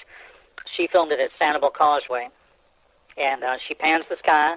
Just look up Melissa Huffman, unknown object, on YouTube, or Planet X, if you want to call it that, Nibiru. Using stellarium and knowing the known moon phases, you can go to the derived date, take away the atmosphere and the ocean. You can determine the relationship of the stars and the horizon. So to determine the date, if you follow the moon on the charts, it's well below the horizon, all dates after September 26th. Therefore, I believe the video was taken early in September. Now, September 2015 moon phases give us a comparable to the moon. If you look at the moon phases diagram to the actual picture of the moon, it has to have been photographed, in my opinion, on September 23rd based on the phasing of the moon. Now, on that date, Mercury in stellarium is very dim, somewhat above the horizon, and in a different location than the unknown object. All other planets are below the horizon. The video, therefore, plainly shows an unidentified planet of some magnitude quite clearly. This is a rare photo from this hemisphere of Planet X approaching us. So a couple of those are out there. All right, David. We're going to take a break here for a moment, so hang on with me, and we'll be a few minutes. When we come back, I'll get the questions in the chat room. There's been several of them, and we'll take calls. All right, so we'll do that when we return. This is Late Night in the Midlands. I'm Michael Vera. My guest is David Meade. His book and his website all linked up over on latenightinthemidlands.com. So, folks, stick around. We'll be right back. All right, we are back. This is Late Night in the Midlands, and I am Michael Vera. And my guest, he is David Meade. His book, Planet X, the 2017 Arrival, is available, and you can get the link over on latenightinthemidlands.com. It's right there in the picture slider. Just click on the photo, and bam, it'll take you right over. And folks, we'll take your calls now, and we'll also take your questions in the chat room. I'm going to go to chat questions here next, and periodically we'll take calls. Folks, if you call in, couple things I want to get through to you. Number one, keep this show volume down in the background. Mute it, so we don't hear it when you come on. Number two, make sure if you call in using Skype that you've got your settings, or even your cell phones, you got your settings so you could be added to a group call, because if you don't, you're not going to be able to come in. And outside of that, think before you dial, be polite and respectful. Welcome to disagree. Just be respectful when you do it. So that being said, I'm going to go ahead and get the questions in the chat. And for my troll who's supposed to call in later, you call in later. We don't want you right now. All right, so let's see here. Let's get the first question. How sure are you that Planet X is inbound, and have you ever researched Patty Bazard and her insider evidence on Nibiru, of what she claims Nibiru is a battle planet and isn't a threat to Earth at all? Do you know anything about that? And I hear... All right, I don't know what's happened there. That's, all right, I guess I'm going to have to get my guest back on here again. Hold on, folks. We've had, I don't know, every now and then we get somebody who calls in, and then when I add them, they screw it all up somehow. I don't know how. Something screws up. I shouldn't say they do. All right, so let's go. And whoever did call in, I heard the show in the background. So you're not following the rules. That tells me you're not listening to the show. All right, so let's go ahead and bring our guest back. That's number one.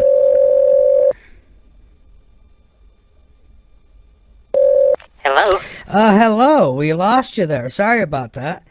Yeah, I don't know how that happened, but I just thought I'd wait for your call back. Well, I appreciate that. No, we went and I took a call. Somebody was calling in, and I don't know what happened. It messed the phone lines up somehow. But I wanted to give you a question from the chat room. Let's see here. Neo asks, how sure are you that Planet X is inbound, first of all? 100%. Absolutely no doubt. Okay. 100%. All right, then the next part of his question is, and have you ever researched Patty Bazard and her insider evidence on Nibiru, of what she claims Nibiru is a battle planet and isn't an actual threat to Earth? Have you heard about any of that? No, to be honest, I haven't heard of it. Okay, so do you think Earth is a battle planet anyways? Or no? Well, I think we're in an invisible spiritual battle. You got a kingdom of light and a kingdom of darkness, and I absolutely do believe that. And I believe it's quite obvious that we're also in battle with the internationalists, the globalists. And Trump, very interesting question, because what's happened with this election is that Trump has challenged them. He's not part of them, and he has defeated them to a measure. But between now and January 20th is a highly dangerous time, because there can be a false flag event, there can be a real event, there can be martial law declared if one of those occurs.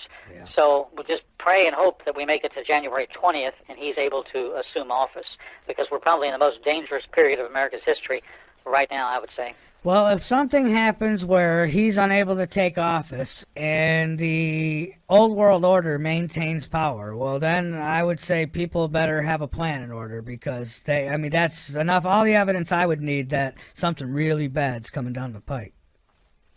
Right. I would say your best bet would be out of the United States at that point. Move to Fiji, move to Portugal, get out of the United States. Yeah, move somewhere that doesn't have oil and a lot of minerals in the ground, and maybe the U.S. will leave you alone.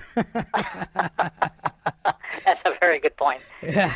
So now JH asked about Jupiter. I mentioned it earlier. Some are saying now, she says, that Planet X is Jupiter. Wrong, obviously. Well, right. Well, Jupiter's a gas giant. It's very similar to our sun. It's more of a star than it is a planet. Now, the Planet X system is a red or brown dwarf star, and no, not working. Trying to take a call, folks, and it's just not working. I don't know what's going on with this guy's. Let me remove that. You still with us, David? Oh, darn. Yeah, all right. So that's not going to happen. It's, no. Just got knocked off again. Here, let's try this again. Yeah, that's, caller, I think that's on you.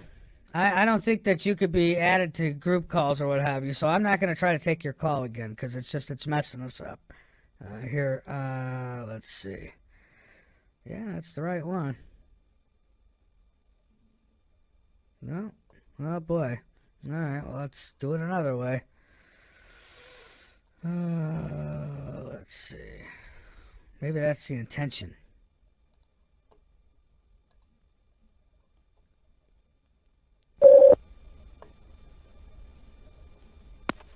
good evening. Oh, I'll tell you what. I'm going to not try to take any more calls because it's just not working out well. But go ahead. I do apologize for that. It won't happen again.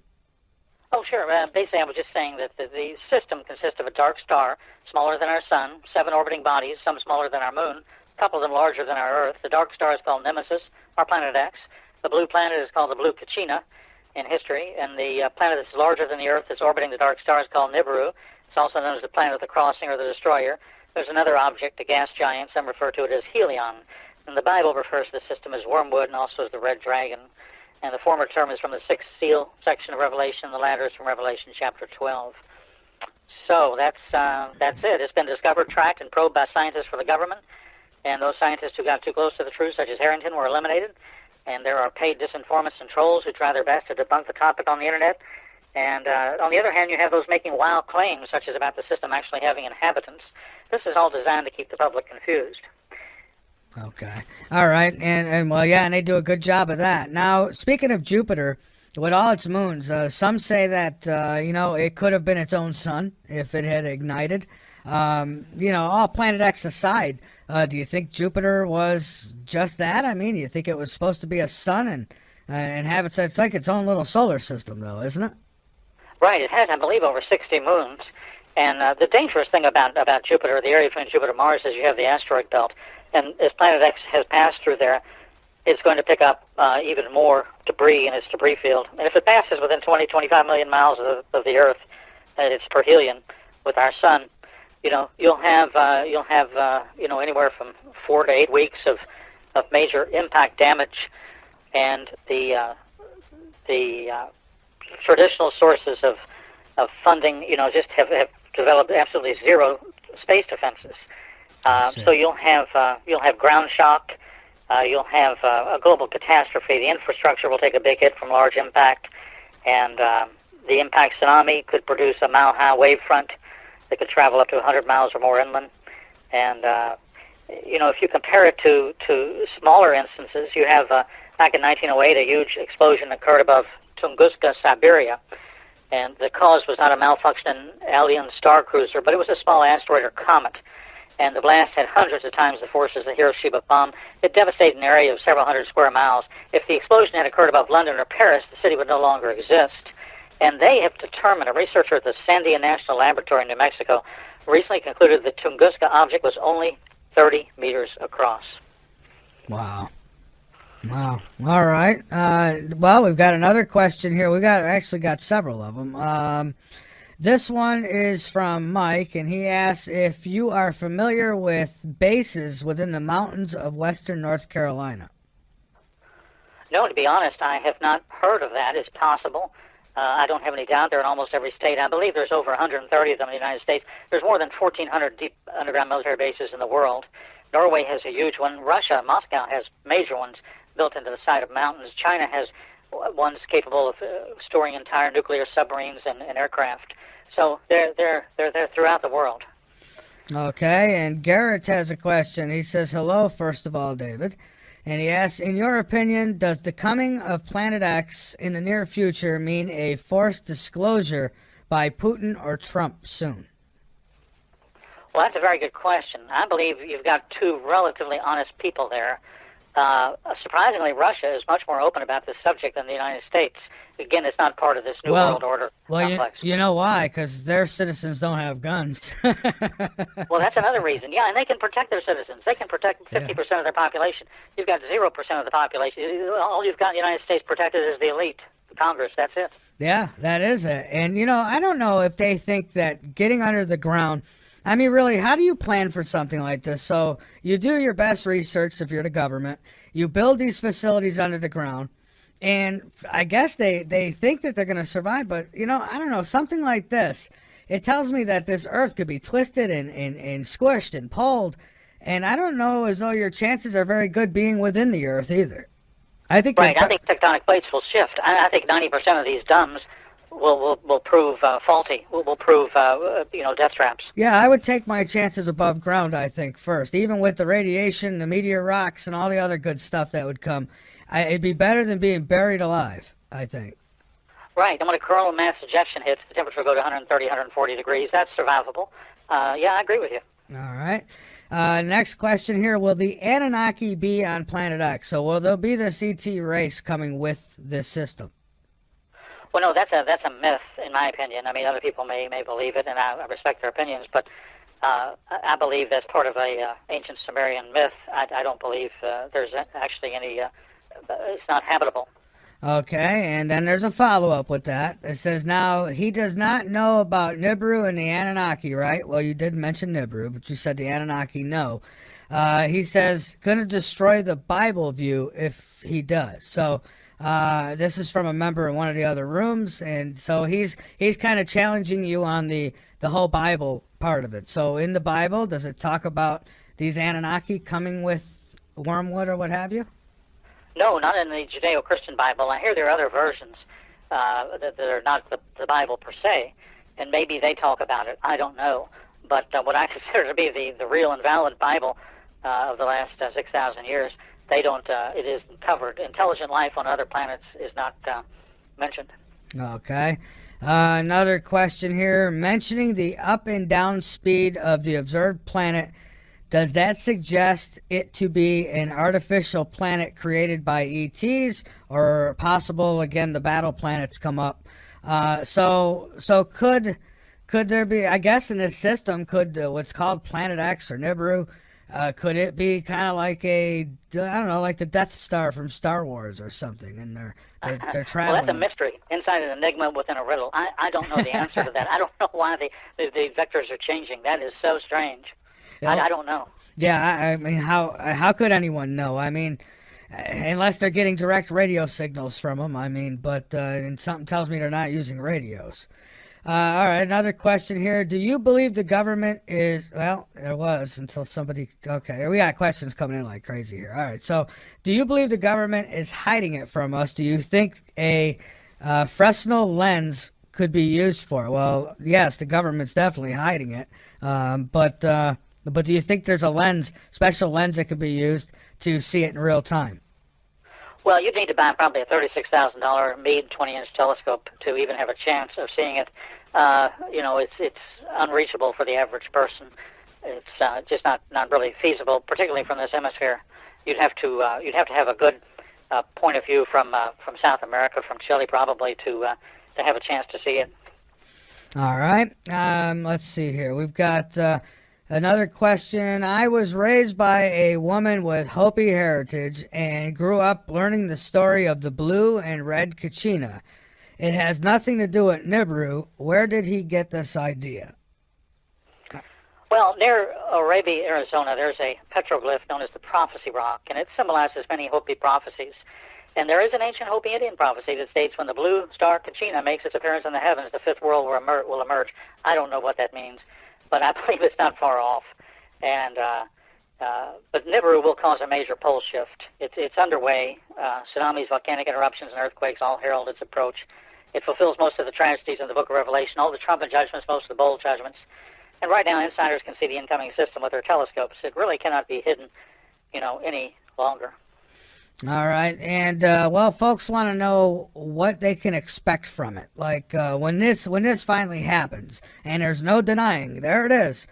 Things will probably happen fast. Now, you're talking about some of the signs we're seeing now, and of course, folks are asking. So before we get into what will happen exactly, or what we think will happen, is there technology on this Earth right now? And some say there is. They're telling me that now. That the earthquake technology, things that could cause these earthquakes. Because I guess basically everybody's looking for another explanation for what's going on. And so, is there one? Not that I know of. I mean, there is HAARP, which could possibly modify the paths of hurricanes. But other than that, in order to trigger Yellowstone, in order to trigger the Long Valley caldera in California, very dangerous, you're going to need something like Planet X to approach to cause these to erupt. Yeah, okay. And so what can we expect? I mean, here's the thing. I want to say this. When I first started this show over 9 years ago, one of the first guests I had on was John Moore. I had John Moore on. I talked to another guy, Jason Rand, about Planet X. And John Moore, he really got into some detail. One of the things that these guys were telling me is we were going to see a pickup in the earthquakes. We were going to see a pickup in the crazy weather, stuff that's just off the charts and that we've not seen before, that we were going to see volcanic activity. We were going to see an increase in fireballs in the sky. And I cannot deny, unless I sit here and lie, I cannot deny that I have seen those things. Now, there are those who will say, well, if we had the internet 30, 40, 50 years ago, and the equipment we have now, we would have been able to register more earthquakes. So they kind of blow it off as, well, nowadays we've got the technology. That's why we're seeing the uptick and all this stuff, because we can. I don't believe that. No, that's what I would call psychological denial. That particular type of person just doesn't want to. It's willful ignorance, I'm afraid. I mean, might be a very intelligent person, but it's in that particular instance, they've got some subconscious fear of this object, and they're just doing anything they can to convince their own subconscious mind, of that. Yeah.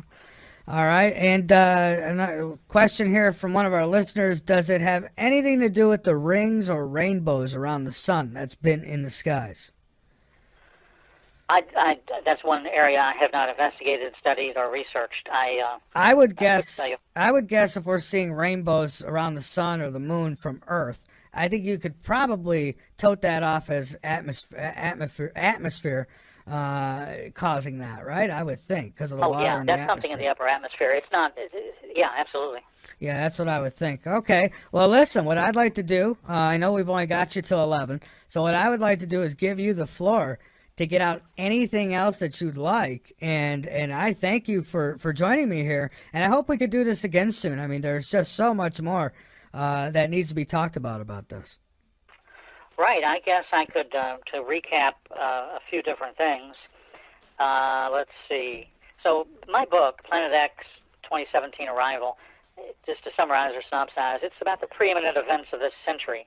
And the amazing thing about this is that in the book, I find that the Book of Revelation provides a very precise astronomical time marker to this event, the appearance of Planet X.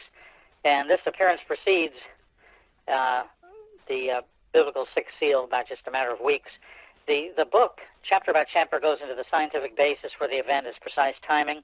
It explains what will happen afterwards, and it explains how the object, some call Nibiru, some call Planet X, will create the very environment from which events of biblical magnitude transpire. What's unique about it is it combines all forms of intelligence. Planet X is a cryptogram. This book contains the keys necessary to decode it, and when it's all considered together, it fits together like a watch.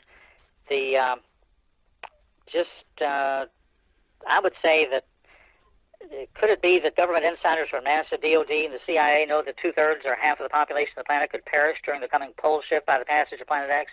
Is it possible every secretive government agency in the USA is fully aware of what is expected? Well, the Vatican is fully abreast of what's happening, but the public is not being warned and has had very little chance to prepare.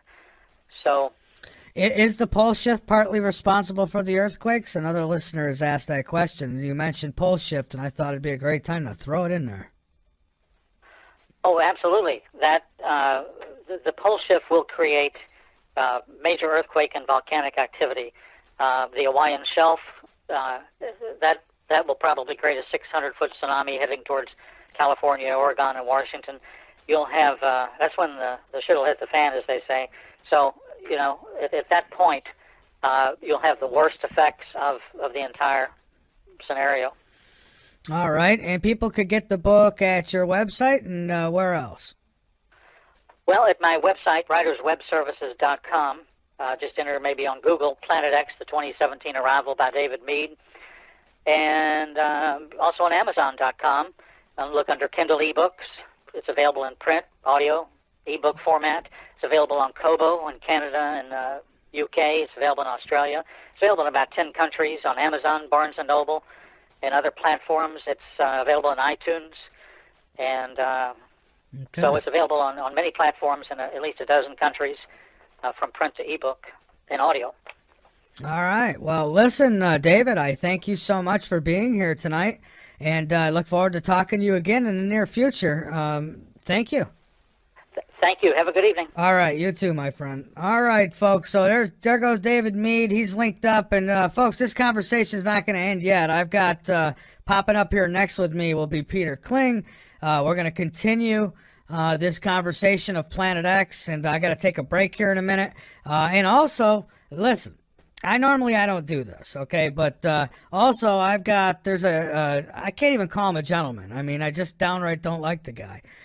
And this guy who apparently has written what he calls it a book. He says he wrote a book. I don't know. It looks like a sad, letter or something. But and what he did was he wrote about me, and apparently, folks, I'm a handler, I'm a shill, I'm all these things, right? So I've given him an opportunity to grow some cojones and call in and talk with me respectfully tonight about, I'm going to let him state his cases, what his beef is with me, and why he thinks that I am some CIA operative or whatever he calls me. And so I'll give him an opportunity. I don't think it's probably not going to go far because these people are usually morons, and they can't hold a conversation. But anyways, in case he doesn't have the cojones to call in, I will have Peter Kling will be continuing this conversation. And I promise I'm not going to let anybody call in and wreck the show, per se. But, I don't know. Sometimes I like to give people enough rope so they can hang themselves. Right? All right. With that, folks, this is Late Night in the Midlands. I'm Michael Vera, and we're going to take a break here, and then I'll be back with the one, the only Peter Kling. Folks, don't leave. It could get interesting. All right, we're back. This is Late Night in the Midlands, and I am Michael Vera. And, we heard from David Mead. I had a lot more questions. Just couldn't get them all in. I mean, the show just flies by. It really does. Now, folks, I have been broadcasting on YouTube now. I was doing it Fridays only. Decided I would extend it. I did whole week in November. And then said, let's go ahead and shoot for December. We'll run it through December and see how it goes. So far, I mean, as far as listeners, yeah, it certainly has brought more listeners, of course. It's also brought more trolls. But what it's also done is it's kind of chopped on subscriptions, and I don't see people making that up in donations. So, folks, we really have got to get donations and subscriptions to Late Night in the Midlands, to the LNM Radio Network, or I'm not going to continue the YouTube deal. I just, it's taken away from us, and I've got to keep the lights on. I've got to pay the bills. So if we don't get assistance, then we'll go back to the way things were. Just throwing it out there because it's the truth. I mean, I don't have Donald Trump's not my uncle. I'll tell you that. All right. So that being said, I've got Peter Kling joining me now, and so I'm going to bring him on. And Peter, I should warn you, at some point we may get interrupted here tonight by a know-it-all who apparently thinks I am a part of the CIA or something. He's going to tell me why. But I don't know if that's going to happen. He's probably, he's probably trying to still figure out what gender he is. But anyhow, I welcome you, Mr. Peter Kling. Well, thank you for having me. An interesting subject, Planet X. And when we were doing the final countdown, naturally, that's Dr. Rand's bailiwick there, Planet X. But we look at it, and I wish I would have caught the whole interview. Like got caught up in something else that I was supposed to be involved in, which turned out that I wasn't, and then something else drove me away. So I just missed, just one of those one thing after another thing. Yeah, and see, things work out sometimes. But it's interesting. Yeah. So I missed the first part of the show about Planet X, but which is, I guess, kind of good because it allows me to give an objective view here. And I'm gonna start out by saying, and this might upset a lot of people, I was never a big fan of Zacharias Stitchin predicting Nibiru. And his work just didn't all add up. And I went back and I was researching a lot of what he had done, pertaining to Nibiru. And the interesting thing is, Nibiru actually in Sumerian or ancient Babylonian means to cross, or you're cutting out a little there, Peter. Crossing the streets. I'm sorry? I say you were cutting out a little bit there, a little. But go ahead. You were talking about Nibiru. It's what it means, and so okay. From there, go ahead.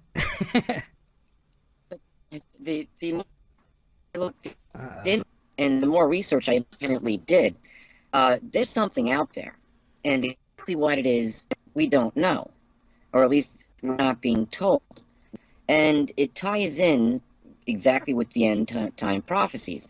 There are 6 prophecies within the scriptures which all pretty much say the same thing, that the sun would be turned to darkness, or would become dark as a sackcloth of hair, the moon would be turned to blood, and we would see a lot of other things going on at the same time. Revelation chapter 6, 12 through 15 gets pretty explicit, right down to the elite.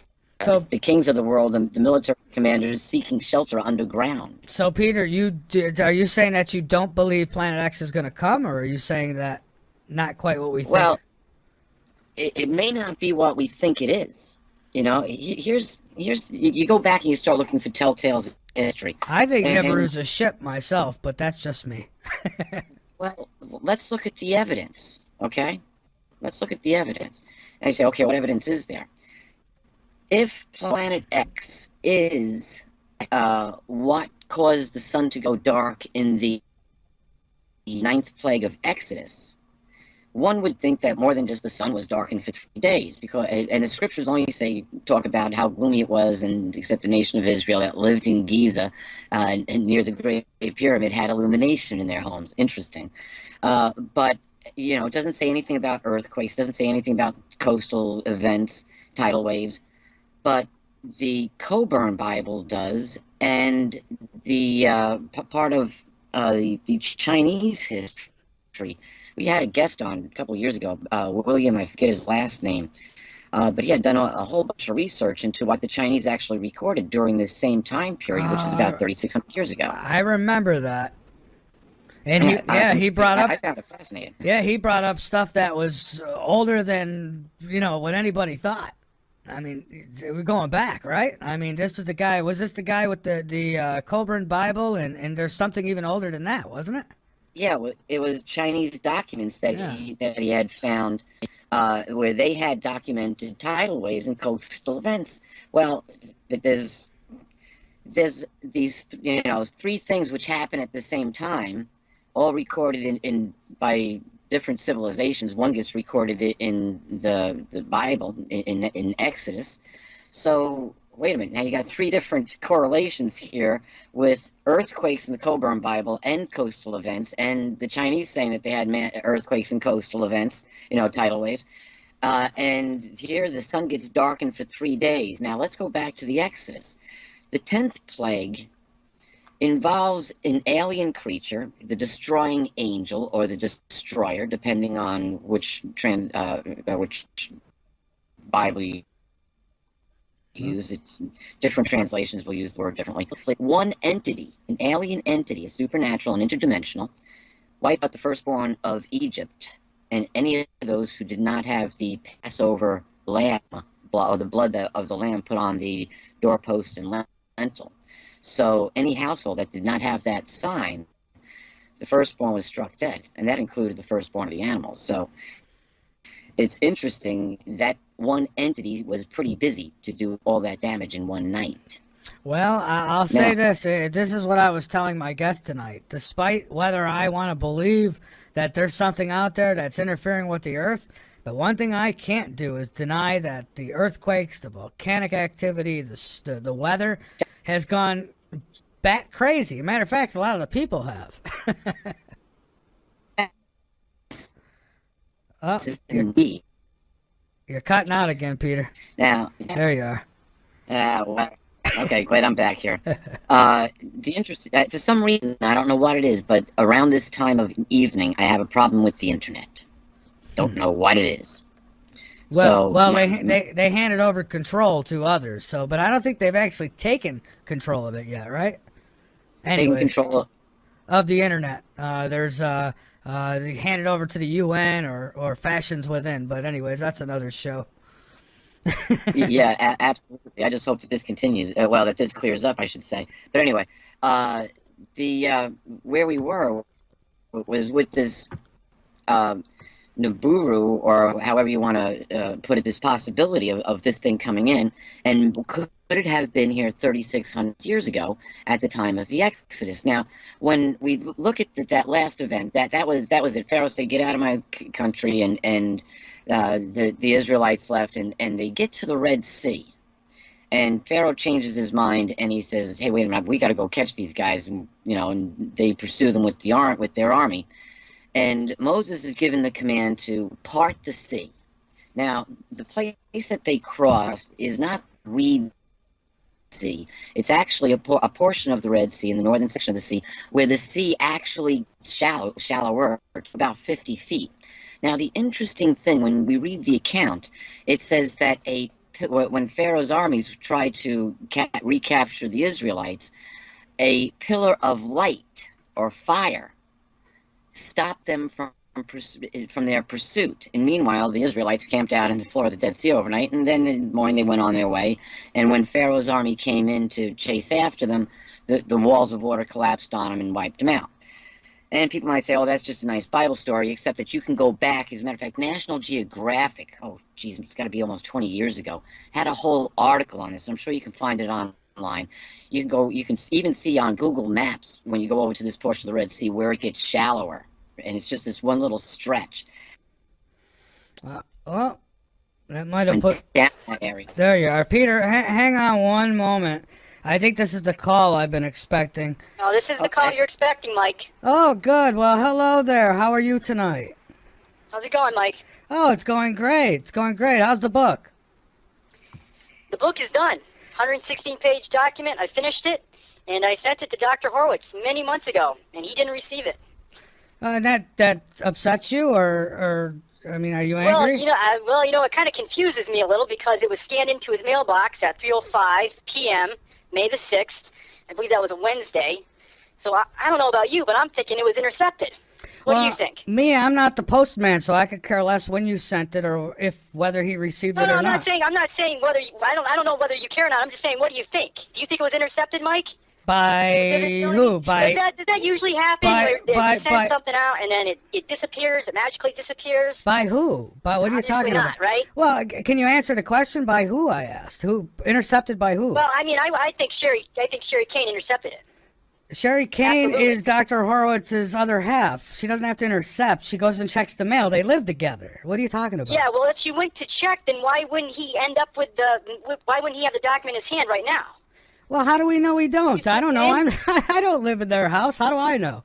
Well, it's a simple question, though, Mike. I sent not the for document. me. I don't live there. It went to his house on May the 6th, so why doesn't he have it? What's going on with that, well, right? How do you know he don't have it, though? Well, because with no response, I just got a response from you. What did you respond to me? Why are you unblocking me on Facebook? Oh, I unblocked you so I could send you a message and tell you how moronic I thought your little essay was. But That doesn't make any sense, though, Mike, because you already said that in your last message. So why would you repeat yourself? I said that. No, you didn't write this repeat before. yourself again and tell me you already called me a troll in the last message. Oh no, you're not a troll. You contradicted yourself when you did the race. Okay, listen here. Here's how this goes. I talk, you talk, then I talk, that kind of thing. You don't talk over me. Now, you're not, I don't think you're a troll. I think you're actually mentally ill. Why'd you say it then? I tell you, still talk. Why'd you call me a troll then, Mike? Well, you called me a troll and then you blocked me without even asking. You didn't ask me what, you didn't ask me any questions whatsoever. How'd you, let's put it this, let's back up. How would you figure out that I thought you may have been an infiltrator? Who told you that? Because I didn't tell you that. I was shown. Did Dr. Horowitz tell you that? Listen. You asked me a question, I'm going to answer it. But you got to be quiet for me. Can you be quiet? Can you be quiet, you mentally ill individual? No, don't insult me, Mike. Well, don't act mentally ill, fella. Buddy. But look, I could just turn your volume down. See that? I don't hear you no more. So either you shut up when I'm answering your questions, or I'll let you go, and we won't accomplish anything here. Now I'm going to turn your volume back up. Okay. You tell me to shut up. What you fucking did to me? Listen, you screwball. Don't tell me to shut up, Mike. I'm telling you to shut up. I'm telling you to shut up, and if you use another F-bomb, you low-life piece of garbage, I'm going to get you off the show. You are a low-life piece of garbage. You know you're an infiltrator, Listen, you might kiss your mother with that mouth. Don't use that language on this show. Do you understand me, moron? Listen, don't call me. Hey, you're calling me a moron? Listen, what do you got, a man? Let me ask you something. Okay, I'll turn you down because you talk too much. Do you got a man crush on Dr. Horowitz? Is that it? Okay, I think I got this. You've got a man crush on Dr. Horowitz, and you're mad because Sherry Kane is what? Under his arm rather than you? What's the problem? That helps my argument. That helps my argument, Mikey. It does. Mikey? This is how I got leverage over you, pal. You have leverage over me. You said on this show. What did you say when you did when you and Sherry were talking? Okay, you and Sherry were talking. I don't know. You seem to know everything. You tell me what I said. You said to Sherry. Okay, you said to Sherry that I have no balls. You don't have any balls, right? You said I have no balls, and you said I can't. That I have no way. That you said basically that I was a straight out. That I was stabbing her in the back. I didn't say that. And then you were comparing me to an infiltrator. You were insinuating that I was an infiltrator, Mike. You're doing it a very clever, sly little way. No, sir. No, never did I say that you were infiltrating. Yeah. You know what I told Sherry? I told her that I didn't like you. You didn't even have the balls to say my name. I had the balls to say. You couldn't even say my name. Look, he's angry now because I have the balls, and you can't even say my name. He's angry because I didn't say his name. Rudely preposterous. That's preposterous. So, do you want Dr. Horowitz to say your name too? I mean, is that it? Do you want your name to be said? I mean, what are we doing here? What I'd like, Mike, is I'd like my document read. Try that. I want that 116-page document read by Dr. Horowitz. Page per page. That's what I personally would like. And so if you could have that happen, I would be very grateful. Well, can you make that happen for me? Oh, well, I can't make anybody do anything. I'd have to be his handler to make them read it, right? Okay, can you help me? Can you help me in that? If you're really an honest guy, Mike, and you're not an infiltrator, right? I'm trying to get this document out to Dr. Horowitz because I believe it's very relevant to the situation. I think Sherry should be exposed. You know what I mean? Wait a minute now. Exposed for what? Exposed for what do you mean exposed for what? For infiltrating exposed Dr. for Horowitz. What? They make love. They're lovers. These two sleep in the same bed. What do you mean infiltrate? I don't get what you mean. Well, Mike, if you read my document, you'll find out that I explain all that. This is a 24-hour-a-day thing. They've got complete watch over Dr. Horowitz by using Sherry. They do, Mike. Listen, I read that. This is going to take us weeks to go into. I'm not going to go into the whole thing, but I'm just telling you that this document that I wrote is very relevant, and that this is how, and that there is no other way. It has to be read, Mike. Well, it has to be. It has to be read. Well, are you publishing it or something? I mean, so why is it so important Dr. Horowitz read? Dr. Horowitz says he doesn't want anything to do with you. I mean, so when you continue to go after him, when he tells you he don't want nothing to do with you, that makes you a stalker. Did you call Doctor? Did you talk to Doctor? Yeah, I'm a stalker, right? I'm a stalker. I'm all the way in Hadley, Massachusetts, Mike. No, what I'm telling you is that is the characteristics of a stalker. Here's the deal, Mike. Is he sent me an email, right? And I tried to respond to that email. I immediately got a cease and desist. I didn't even get a chance to argue the point. Just like you, just like Sherry. Well, not with Sherry, but you, just like everybody else, blocked me before I even get a chance to retaliate, to even respond. But listen, why would you're saying I don't have the right to do that? You're saying that that's stalking? Me trying to retaliate? I am telling you, you don't get how this works. I'm telling you that if somebody tells you they want nothing to do with you, no more, and you continue to make every attempt to contact them, despite them telling you they want nothing to do with you, yes, that is the definition of stalking. Dr. Horowitz, get on the phone? Well, I don't know. I'm not his man. We're not in the same house together. Why did you unblock me, buddy? What did you unblock me for? What was the point of that? Well, because you said that I am... You don't think I have... If you think... Okay, because you asked me a question, so I want to answer it. Because you said that me and Sherry was Dr. Horowitz's handler, so I unblocked you to let you know how mental that sounds. I'm hoping that you can understand that what you're saying is just absolutely... How'd you find that out? What do you mean, how'd I find it out? I said that like 2 years ago, Mike. I haven't said that to anybody for the past couple of years. Oh, well, I went and punched in at the CIA, and they gave me a copy. That's how I found out.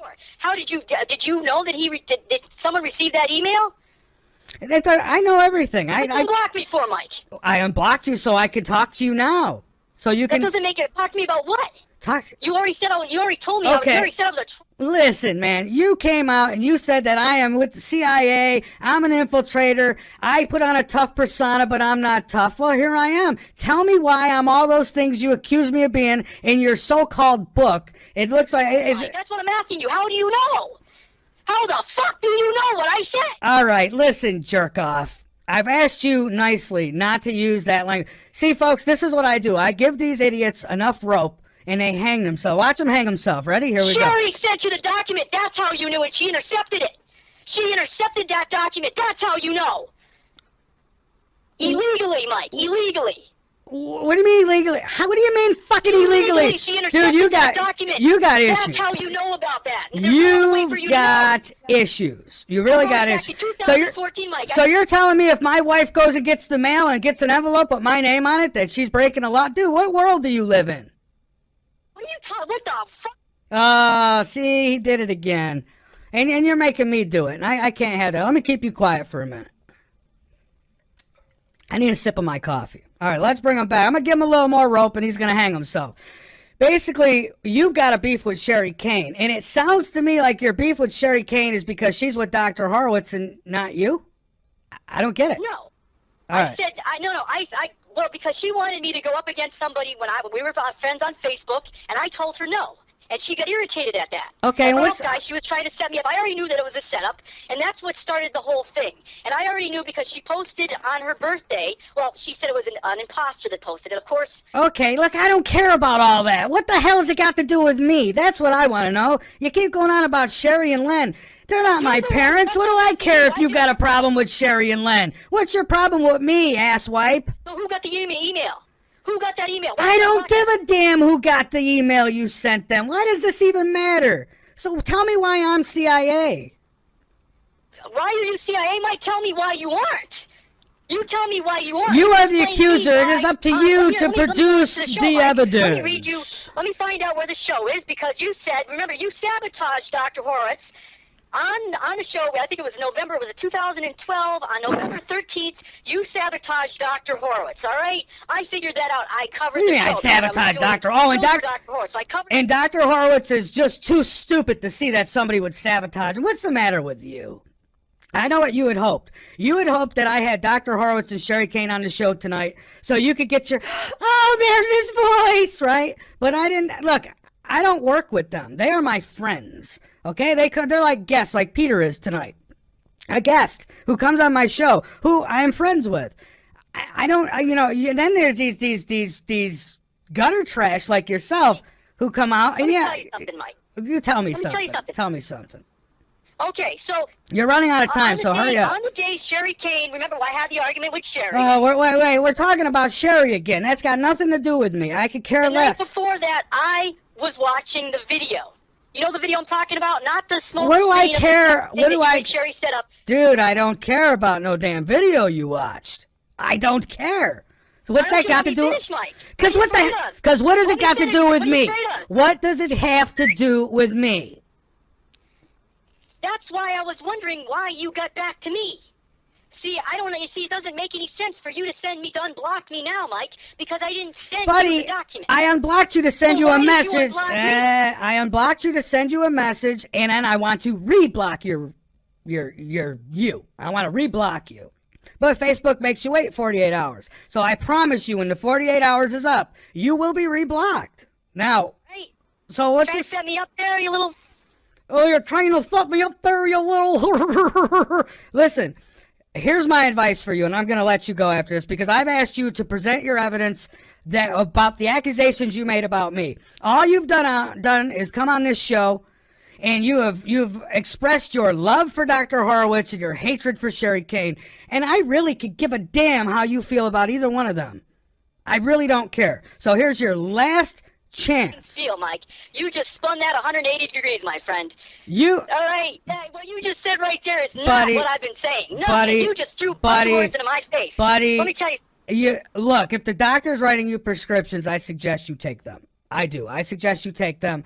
Have a good night. I've spent enough time with you. So there you have it, folks. I gave him an opportunity to explain why I am the things that he describes me as, and he's not done that. All he's done is talk about Sherry and Len, Sherry and Len, Sherry and Len. Oh my, you know.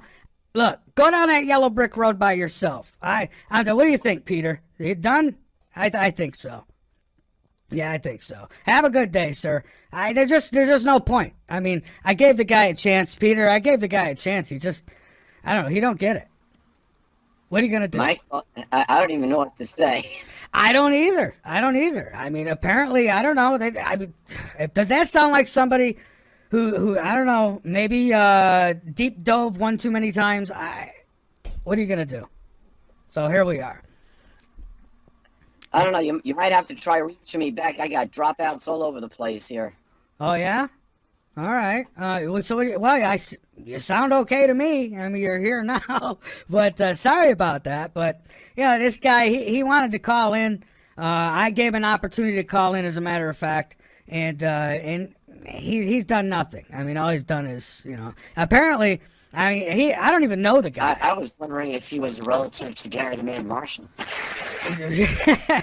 Well, no, actually, now I'll tell you what. I don't know what to say about it, except for he's a moron. That's it. And he's still mad because I still haven't mentioned his name.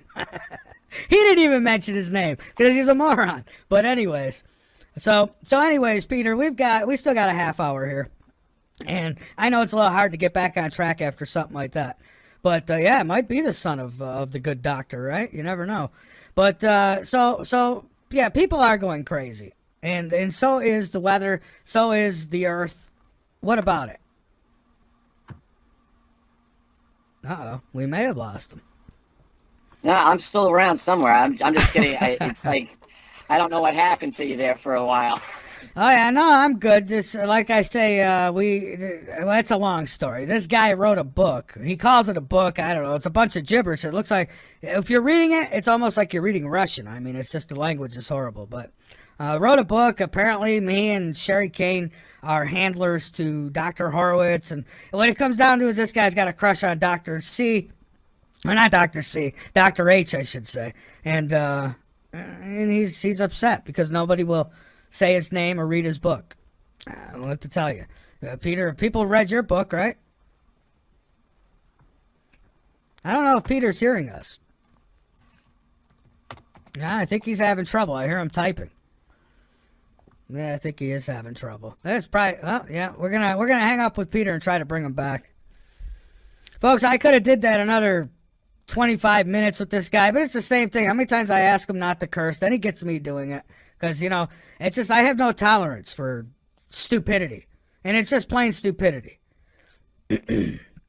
Anyways, I gave the guy a shot. Now, what he'll say is that I didn't give him a fair shot, and he's calling back again. But why take it? And he's not going anywhere with it. Maybe if I can't get Peter, boy, he's calling in on 2 numbers. Well, you really want in, don't you, buddy? All right, let's go ahead and get Peter. At least he won't yell at me. Back again. Hey, Peter, welcome back. All right. So yeah, I don't know if we could pick up. It's funny, I don't know. I guess you were having problems before that guy called, so I guess I can't blame him for that. Well, we were talking about Nibiru and Planet X and the prophecies that go along with it. I'm not sure how this transmission is going to come out because I keep on getting dropouts. Okay, well, I'm hearing you good right now. So if it stays the way it is, I Good. think we'll be fine. Um, the, uh, the the prophecies all kind of lined up, and where we were essentially the Israelites leaving Egypt. Now, when they went and looked at this site underwater, they found the remnants of Egyptian chariots and horse bones. So I would have to say it's pretty accurate, especially on the eastern side of the bank. There's a monument that basically says we crossed here. So it wasn't the Reed Sea; it was indeed deep. But when we continue to read the account, uh, they were covered by a cloud gave them shade during the day, and a pillar of fire gave them light at night. And this went on for 40 years. It also fed them manna. Now, there are estimates that there are about 2 million people involved in this when they left Egypt. So it was a pretty big cloud. Was it a lenticular cloud that they followed? And they followed this thing throughout the wilderness.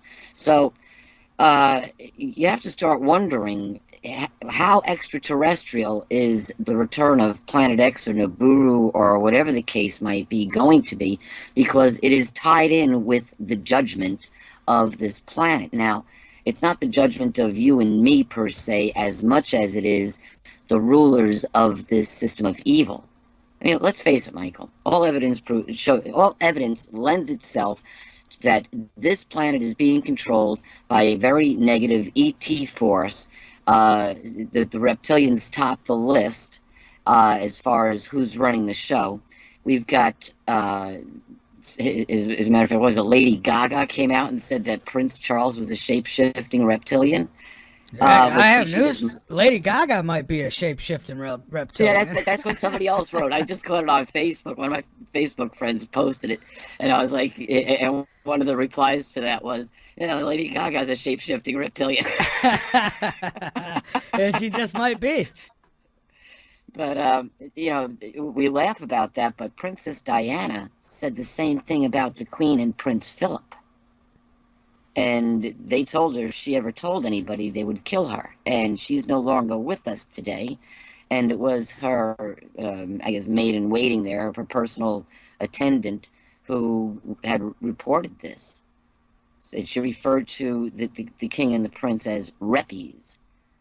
She also tried to commit suicide 3 times while she was pregnant with Prince William. And she made the statement that these people are not human.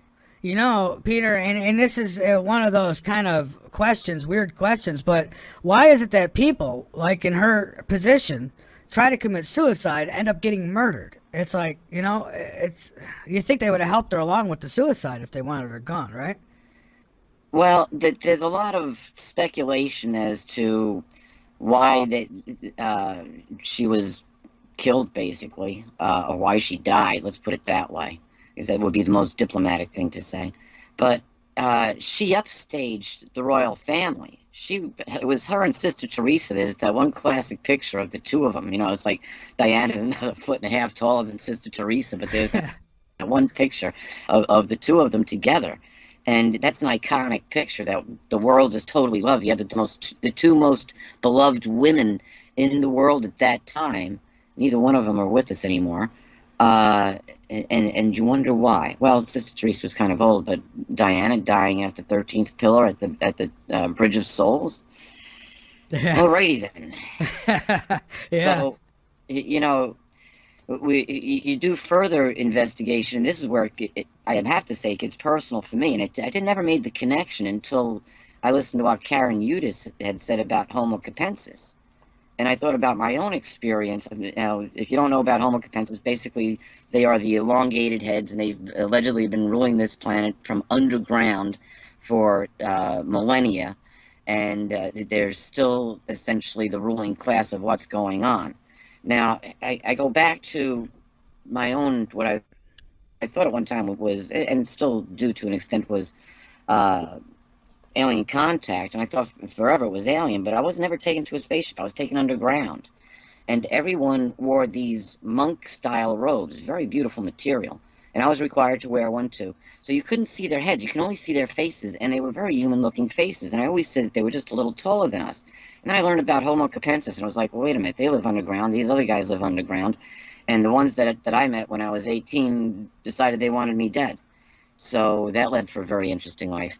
But regardless, this planet is in the grips of evil. And this Pizzagate, you know, I think back to Kevin Annett and the work that he did up in Canada, and what was going on behind the scenes. And now they have found mass graves in, Spain and Ireland of children. I forget how many thousand kids they found, but anyway. And this is all linked back to the church. And then you look at Pizzagate. Yeah. Wait a minute. You know, so the world is pretty much freaking falling apart here. No, it's not falling apart. All this stuff is coming to light. And all this stuff is coming to light. And Peter, there's a question from the chat, if you don't mind. Let's see here. So, yeah, it is coming to light. And you just this. Now, go ahead. The timing is interesting because people are waking up saying, "Hey, wait a minute." That there really is this grip of evil, and that grip of evil it's not a religious thing, it's a political thing. When Jesus was before Pilate, he was accused of being a king. He said, "You yourself say I am a king." So, yeah, but he said, "My kingdom is no part of this world." So, it's a galactic kingdom, or not really galactic. It involves the whole cosmos because it encompasses all 10 dimensions. And yeah, we got aliens, several different types of aliens, and we can line them all up. And so this whole thing with Planet X or Nibiru, or what I refer to as the Nibiru event, coincides with the judgment. Now what happens? Now here, we're going to wind up, I don't know exactly how physical it's going to be, but if you go back and listen to all the whistleblowers that have been spilling their guts for the last at least 5 to 10 years, there should be a cloned alien army on Earth, a cloned alien army on the moon, and a cloned alien army on Mars. And they're just waiting to land, all show up here together. And it'll be interesting to see who they're cloned for. And we have a little insight of this in Star Wars. But there's been little telltale things all along the way, and we'll go back to what von Braun said and what Carol Rosen has proselytized for years, is that the last card would be the alien card. Mm-hmm. Well, go right back, and the King of Kings and Lord of Lords shows up with the armies of heaven. Should I translate that? The King of the Cosmos is going to show up and do away with this evil government that's here, and it's going to coincide with the Nibiru event. And in talking with Matthew Stein, all the Nibiru event has to do is short circuit the infrastructure, the grid, and we're down. And according to the government study, within 2 years, and people believe it's less, but the government study that was done, I think 2011, 2010, the government study came out and said that within 2 years of the grid going down in the United States, 90% of the population would be dead. Mm-hmm. And folks, calling in on unknown phone numbers is not going to get you on, I promise you. So a question comes from the chat, Peter, and this question is, could the coming Planet X have anything to do with the biblical prophecies of the future plague of the locust creatures? Geez, Michael, I wish I could answer that. I could barely hear you on this end. Really? There's just a bunch of dropouts. All right, let me try once more. Can you hear me? Roughly. I'll tell you what, if you could type it across on Skype, I'll read it and answer. All right, let's do that. That'll work. All right, go ahead then, and I'll type this out to you. Okay. In the meantime, so if we have this passing of a Nibiru event, which shuts our lights out, which coincides with an alien, or we have an alien event just prior to that, life's going to get real interesting. And you can understand why the elites that are running this planet are going to go back underground with Homo capensis, because they think they can survive it this time, and this time they can't.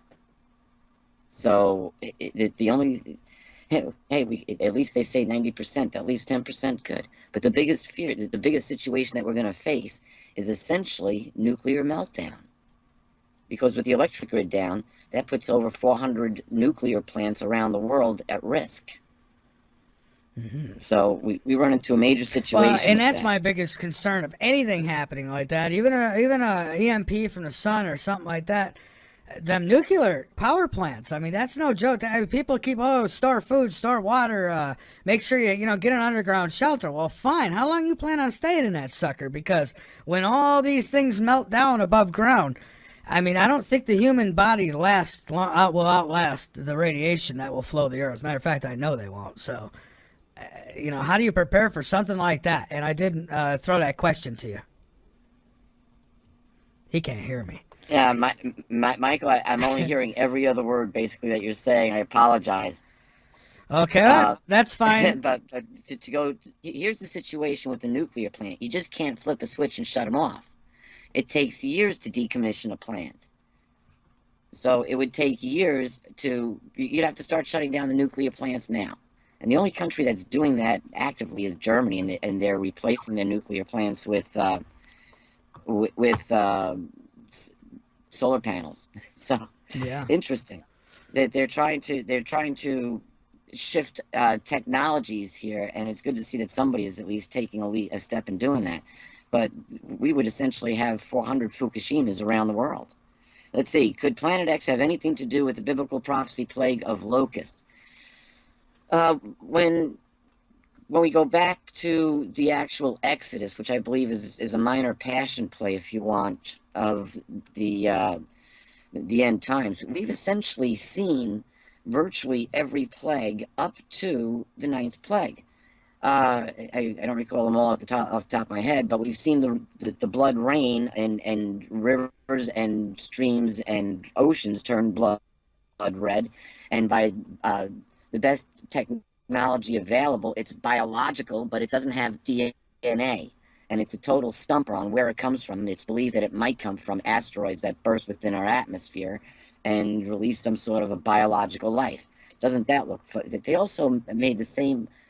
There was the same possibility with the Spanish flu in 1919, because so many indigenous people in different locations, remote locations, also got the flu, and they would have it from somebody who, would have brought it to them. So if these indigenous peoples were cut off and still got the flu, it had to be something atmospheric, is what the belief is. But we've had the red rain or the blood, essentially, the blood-looking rain or seas and rivers. We've seen plagues of locusts. Was 2-3 years ago. Was 2 years ago. Russia had a bad plague of locusts. The year before that, there was one in Africa and one in Sudan, I believe. And where else? It seems that there was one other one where there was a heavy plague of locusts. So, yeah, we've seen that too. We've seen birds falling out of the air for no reason. We've seen fish washing up on the shores for numerous reasons. One of them being the Gulf oil disaster and like disasters. But the Gulf oil disaster, let's just look at this is one of my favorite.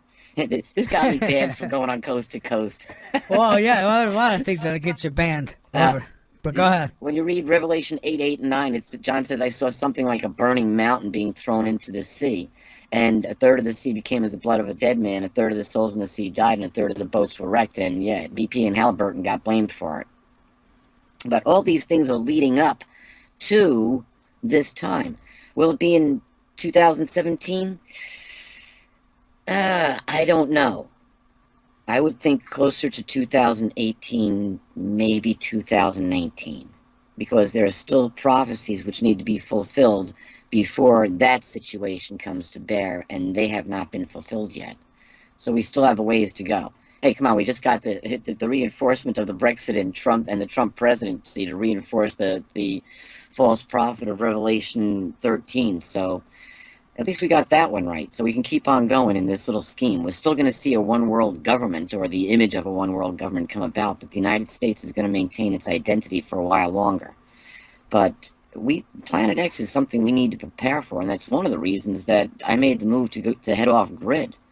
and we got a good start on our project, and we hope to finish it this coming. Well, we're going to go back up in the spring and hope to finish everything this year.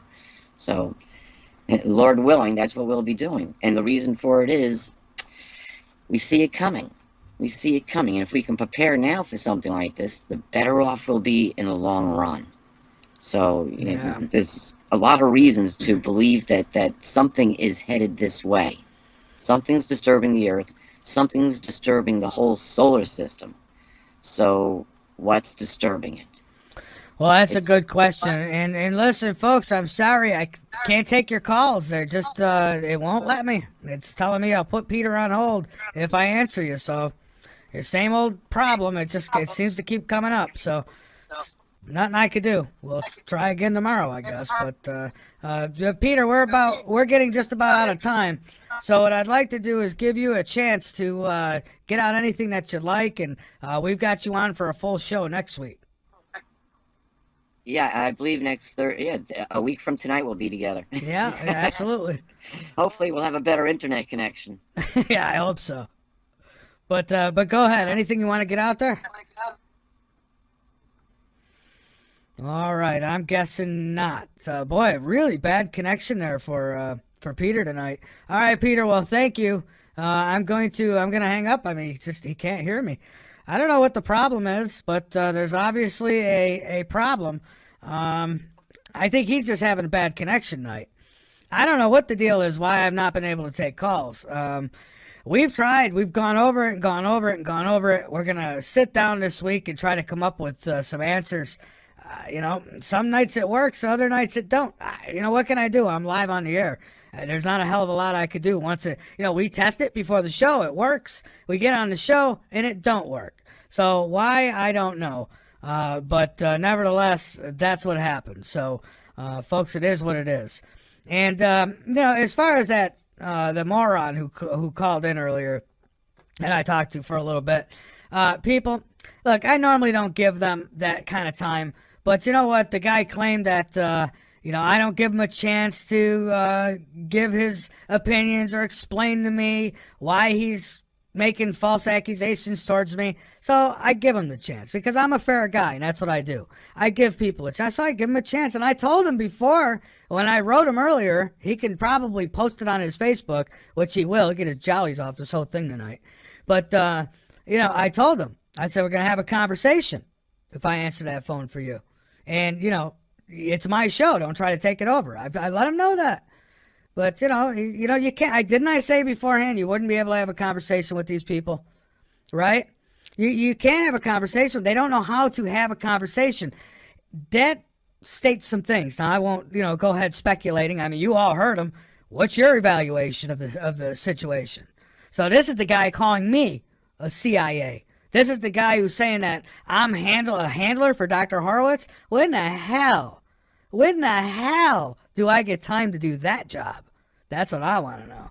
So I give the guy an opportunity. I gave him his chance for his 5 minutes of fame. I mean, he's mad, basically, because he wrote a book and nobody knows. I know. But see, he wrote a book no one knows. And, well, you heard him. I want people to read the book. I mean, man. Why do I picture, got to be careful. Maybe I need Secret Service. I could picture guys like this, they'll go, and next thing you know, you're duct taped to a chair, and they're breaking your shins and making you read their books. I think I've seen this somewhere before. It's very concerning. It is very concerning. But, if you got a problem with me, fine. We could talk about it if that's what you want to do, if it's a legitimate issue. If you're just nitpicking because I haven't read your book, or because I won't give you the time of day, that's too bad. But if your problem is with friends or colleagues or guests of mine, what are you bringing it up to me for? Like, I live in their house. Like, I could go knock on the bedroom door and say, Dr. Horowitz, this gentleman would like you to read his book, please. I don't tell him what to do. There's proof right there I'm not his handler. If I was, I'd make him sit down and read the damn book. But, he don't listen to me. He don't take orders from me. Dr. Leonard Horowitz is a very, very, very smart man. All right? And he's very much in love with Sherry Kane. Those two, they're inseparable. So if that bothers you, I don't know what to tell you. But, I have my own household. I've got my own family. Autumn and I, we're pretty strong. We love each other. We've got a good foundation. You know, we love our kids. So why would I want to go getting involved with other people? I mean, and so anyways, I give the guy an opportunity, and what did he do with it? He threw it down the toilet. He wanted to F-bomb. He wanted to stir things up, get under my skin. And I guess he wants you people to read his book. Now, that's going to be a problem because I can't really tell you what it is. It's not exactly the most popular on Amazon or anything, so I don't even know what the title is. It's got something to do with Sherry Kane. I don't know. And I really don't know. It's not that I don't want to tell you. But why should I promote garbage like that? Now, as soon as he publishes it and begins making money off of it, then we could talk about maybe, who he'll talk to next. But, I mean, because here's the thing. When you make, this is what I stress on my network with my other hosts, too. If you're going to make accusations, you better damn well be able to back them up. So if you're going to call someone out, you better be able to back it up. Now, I've called some people out on this show, but I've always backed it up. And the ones that I don't have to back up, some of them, they just come on and hang themselves. We've seen that, right? So, and that's, I live my life like that. Don't make judgment on someone else unless you're absolutely sure. I mean, what you talk about in your own head, fine. But when you get publicly and you start calling people names, you better be able to back it up. You didn't back it up tonight, Justin. I don't know what to tell you. You had your chance and you blew it. You choked. You swore. You dwelled on Dr. Horowitz. You're jealous of Sherry Kane. And I'm out of time. Folks, this has been a broadcast of Late Night in the Midlands on the L&M Radio Network. Keep your eyes posted to the sky because you never know what you might see. Keep your ears posted to this broadcast because you never know what you might learn, what you might hear. You really don't. You just don't know. Well, with that being said, have a great night, everybody. And wherever you may be around the globe, in the chat room, on another planet, or on the other side. This is Late Night in the Midlands, and I am Michael Vera, and I'd like to welcome all of you, wherever it is you may be around the globe. Folks, this broadcast is coming at you live from the capital city, Columbia, South Carolina, located on the east coast of the United States, where it's gotten a little cooler. That's why I'm a little more bundled here. Yeah, it got cold. It's going to get down to 30 degrees here. They're saying tonight. It's been rainy for, multiple days. And finally, the sun come out. Now it's going to be 30 degrees. So it is what it is, though. 30 degrees one day, 60 degrees the next here. So yeah, tonight we've got a really good guest. I know I say that every night, but we pretty much do. Once in a while we may strike out, but not often. Tonight we've got, we're going to be discussing Planet X with David Mead. I don't believe I've had David on the show before. I mean, it's getting to that point now where I've had so many guests. I really have. I've had thousands of guests that through the years that I can't remember all of them anymore, but he's going to join us tonight to talk about Planet X, and it would seem to me like he's saying we should be expecting it in 2017. Now, I know there's some of you out there who will say, yeah, whatever. Well, let's talk about it. Somebody says something like this is coming, I got to at least hear him out, right? So that's what we're going to do tonight, the discussion Planet X here on Late Night in the Midlands. Then he's going to be with me to about 11. Then we're going to take our break later. And after the break, I'm going to open up lines. Now, be open up to everybody. But I was telling you all last night about a moron who has wrote what he calls a book and proceeded to trash me in it. Well, apparently that guy's going to be calling in the last hour tonight, so we'll see how long it lasts. If he starts throwing F-bombs, he'll be gone immediately. I don't know why I'm even entertaining it, except for, they always cry. They get in their little safe places, and they go, he never lets me tell anybody my side of the story. So I'm going to go ahead, and I'm going to see if he wants to go ahead and give his side. But, as always, making accusations, you better be able to back them up. That's all I could say. So that's later, and we'll see how everything goes. But the most important thing, my guest David Mead tonight, Planet X, he actually, he has a real book. So we'll be talking to him tonight about that. Now I've got some news I'd like to get into. Ira was just talking about e-cigarettes. I had seen this article today, and I posted it up on latenightintthemidlands.com. E-cigarettes are leaving young people at risk of nicotine addiction, it says, brain development problems, and mood disorders. The U.S. Surgeon General has warned in a wide-ranging report published today. So they're starting to go after this e-cigarette stuff, and I don't know. For me, I mean, I'm a little biased because I don't do any of that. I quit smoking. I just quit. I quit cold turkey. I didn't use an e-cigarette or anything else. I guess you could say I didn't use anything else. Some would say, well, if you smoke anything, but anyhow. So yeah, these e-cigarettes. So I did have one once. Somebody had given me one. I think it was Adana actually who sent me one.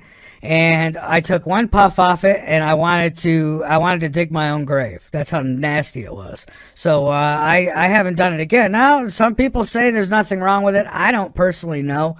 I say you're better off doing nothing if you can help it. If you can help it, you're probably better off doing nothing.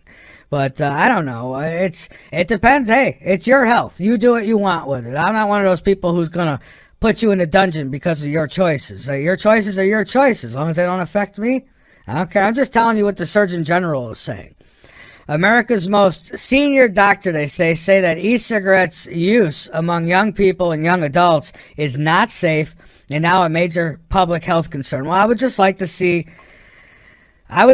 the literature on this. I'd like to see the, I don't know, test results. What have they done? Have they tested this in any way?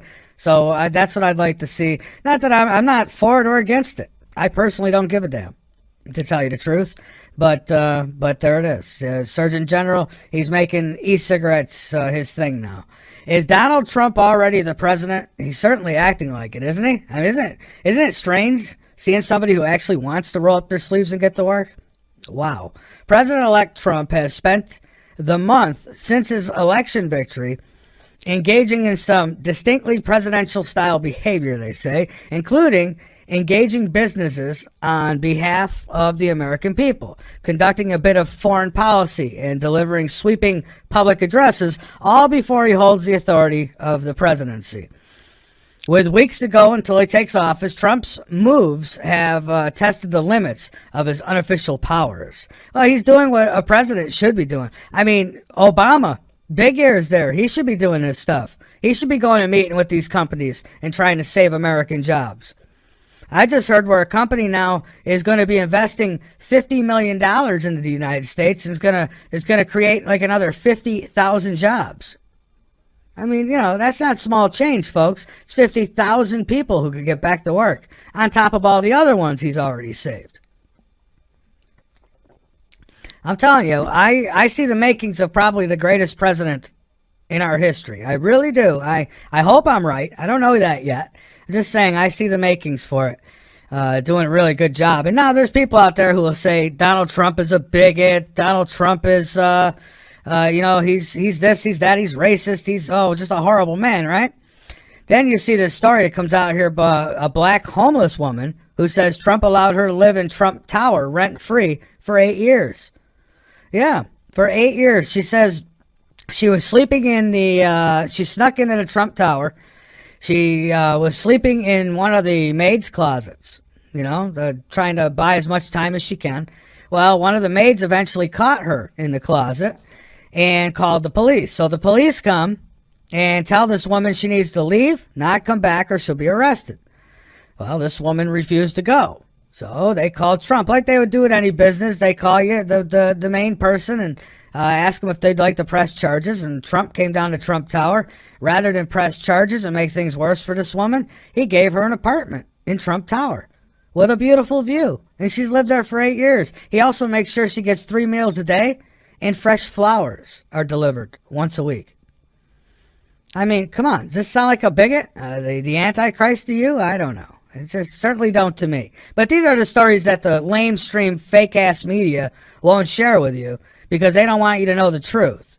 I mean, I can't believe anyone would even turn CNN on anymore. I mean, is that really even classified as news? It's not even a comedy channel. I don't know. What would you call it? I don't know. I'd call it suicide news. I mean, that's what you watch that like an hour before you pull the trigger on yourself, I think. Personally, that's how I feel about it. U.S. Steel could rehire 10,000. See what he's doing? See what he's doing for I mean, now the steel company's ready to rehire 10,000 people. So there's another 10,000 jobs. Man. Meanwhile, Obama, what was he doing? Going and playing golf on our dime. Russia is engaging in robot war against ISIS. I seen this today. I thought it was interesting. Now, mind you, the robots don't look like Terminators, but what they do look like is tiny little tanks, and they got machine guns on them. And so they're sending these things into the combat field, and well, I mean, what are you gonna do if you're ISIS? You gonna shoot at the robots? Not gonna do you any good. So already a robot war. Scientists are searching for aliens, are looking for Earth-like life forms, and that's a problem. One of the most common criticisms about the search for life is that scientists spend too much time looking for Earth-like life. Why is that the case? Doesn't this kind of narrow focus simply limit us from actually finding anything? Like I've had guests who have said the reason we've not found vegetative life on Mars is because we're looking for green. And we should be looking for red, he says. 2 researchers spent Monday tackling that question during Searching for Life Across Space and Time, the first of a 2-day workshop about aliens hosted by the National Academies of Science, Engineering, and Medicine. And they made the trip to California to discuss theories behind what scientists should focus on when searching for extraterrestrials and that kind of life on other worlds. And the 2 unintentionally laid out a pretty good case for why those efforts should focus on Earth-like life. But see, here's the thing. You're not going to find, I don't think it's going to be exactly like what you find here on Earth everywhere. I mean, we're finding out even on this planet that there's life in places we never thought could harbor it. So anyways, that's linked up on Late Night in the Midlands. You can go check it out. They say the odds of finding life on a cold gas planet like Neptune is, well, really highly unlikely. You never know, though. You just never know. What if it's robotic life? What if it's like what we're doing now? What if somebody built Terminators and those suckers have left the planet now and they're doing other things? So you never know what you might find. You could get to one of these planets that are supposed to be just horrible and impossible for a human to live on, and you might find one of the Terminators from our past living there. You just, it's worth a look, right? The earthquakes off the charts here. 6.5 mag off of the coast of California. Then the Samoan Islands, a 7.7. I mean, this, folks, every day. I just don't talk about it every day. I don't have time to get into the earthquakes every day. Maybe I should make time because I'm getting at least 2 of these biggies like this every single day. Every day in my email from the USGS, I receive at least 2 of these a day. Every now and then we might skip a day, but for the most part, it's about 2 a day. They say the headlines are like ground rolling. San Andreas wakes. A lot going on, folks, and maybe that will play right in to our topic tonight, Planet X, which we'll be getting to shortly. Alien hunting gets huge boost as artificial intelligence joins search for extraterrestrials. That's probably the best way to do it, right? So here come them Terminators again, so we could put them in some ships, send them out there to look for life, right? So maybe we'll find something like this on another planet. This is my point. Artificial intelligence, that is AI, has joined the hunt for alien life throughout the universe, massively increasing the chances of finding extraterrestrials. Machine learning software based on the algorithms used by Google and Netflix has joined the hunt for extraterrestrials. The computer has the ability to analyze star systems and planets and could decipher whether the planets could potentially sustain life. These AI machines, they learn. They're actually able to learn just like you or I, probably much quicker though, which is a type of man-made intelligence that allows computers to learn through data that is continuously fed rather than humans having to update the software. So no one will have to update it. These things will just continue to update themselves. That's some serious AI right there. The machine created by researchers at the University of Toronto, Canada, is believed to be up to 1,000 times faster at predicting whether a planet is potentially habitable and can work around the clock, unlike humans, making it a massive boost in the search for aliens. They're really looking for these ETs, folks. So am I. John Glenn, American hero, aviation icon, former U.S. Senator. He dies at 95. Got a link up on the website for that, too, if you want to go check out all his accomplishments. John Glenn, another one of the greats, gone. Russia tests drone sub. China media calls for nuke buildup. The last thing we need, I think, is a nuke buildup. I like the idea of going to look for aliens a lot better. So, folks, what we've got tonight is a guest by the name of David Mead. He's going to be talking to us about, well, that little ball of joy behind me there, Planet X. I think he'll be bringing something new to the subject, and I'm ready to listen and see where we're at. I mean, folks, again, there's one thing that I can't deny. I can say, where is it? Why don't I see it? But that being said, there are a lot of earthquakes. There is a lot of volcanic activity. And there is a lot of crazy freaking weather. I'm Michael Vera. This is Late Night in the Midlands on the LNM Radio Network. We're going to take a break. When we come back, I'll have my guest, and we'll be discussing Planet X. Don't go away. All right, we're back, and we've got a good one tonight. Planet X we'll be talking about. The book is Planet X, the 2017 arrival, and we'll be talking about it with David Mead here in just a moment. All right, I want to give you a bio here. I'm going to tell you a little bit about him, but first I want to direct you to the website, www.latenightintthemidlands.com. Go on over, become a member, be informed, and by all means, inform others. And folks, I not kid you, before the show, I had a couple calls. One of those calls, not worth talking about, but the other, probably not worth it either, but I got a call from some guy who claimed he was from Target and says that I have to get my people to stop leaving cards. Soliciting's not allowed over there in Target. Now, I have news for this poor little geeky guy who called me. I don't go to Target. Target's the 3-bathroom store. I have nothing to do at Target. But apparently somebody's leaving cards there. Finally, somebody gets back to me about my cards. I was wondering if anybody was dropping them and picking them up and what have you. And, well, apparently so. So they now the good people at Target, they need their safe place, too, so they could cry about somebody leaving my cards in their store. I don't know. I really did. I received just before, probably about 12 minutes before I went on the air tonight. The guy, and then he tries over-talking me. I mean, come on. Anyways, David Mead studied astronomy, among other subjects, at the University of Louisville. After graduation, he worked in forensic investigations for a number of years. The last 10 years, he has spent with Fortune 1000 companies writing special reports for management. He is a specialist in research and investigations. He has 10 books to his credit. He enjoys relating science and the Bible. He believes Planet X is a perfect marriage for the two. And his website's linked up on our homepage at latenightintthemidlands.com. And so you could go ahead and click on it right in the picture slider. If you go to our homepage, you'll see it.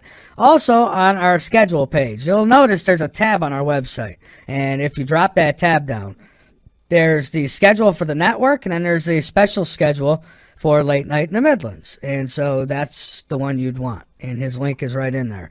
All right, that being said, let's go ahead and bring my guest aboard tonight, and let's learn a little bit more about this big, big, giant thing that they call Planet X. Should be good. Hello, good evening. Good evening. Is this David? Sure is. Hi, David. This is Michael Vera with Late Night in the Midlands, and I want to welcome you to the show and thank you for taking time out to be with us tonight. Sure, Michael. Good to hear from you. Oh, absolutely. An interesting topic, and I'm looking forward to getting into it. So I guess a place to start tonight would be your background and maybe a little bit into your journey leading up into Planet X. How does somebody get so interested in this that they kind of make it their life's work? Is that right? I mean, has it become something like that? Well, I'm semi-retired, and I've been involved in a service both to the federal government and to some multinational corporations, and I do some forensic consulting. But, I have a pension. I, do forensic consulting. I have a practice with a variety of large law firms. And then I also devote about 25% of my time or attention to this book, to media interviews, to have an audio book, a printed book, an e-book, and I'm constantly updating articles to Planet X News. Of course, as you know, my book is the Planet X, the 2017 Arrival by David Mead, and it's in about 10 countries. It's in every edition possible, and so I do devote a good percentage of my time to research. I write a couple of articles a week for Planet X News, And to get to my personal interest in it, it was sparked by my interest in astronomy. I wasn't a major at college, but I did study it, got an A in it, in fact. And I have a first-hand knowledge of the New World Order structure, and I'll get into that in a little bit. Okay. And I think it's very important for anyone who is studying this topic to first understand legends, covers, psyops, how the government intelligence agencies work, think, and operate, and how the geopolitical system is actually structured.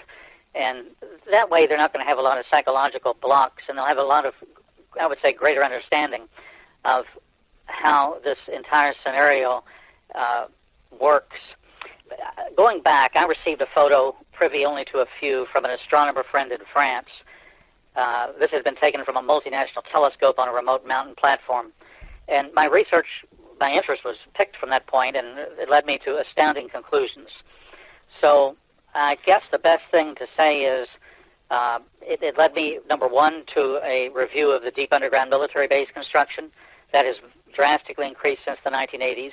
And, of course, as you know, and I know you've had these interviews with John Moore and others before, yes, the government is seeking protection for its own against coronal mass ejections from the sun, asteroid impacts, catastrophic flooding.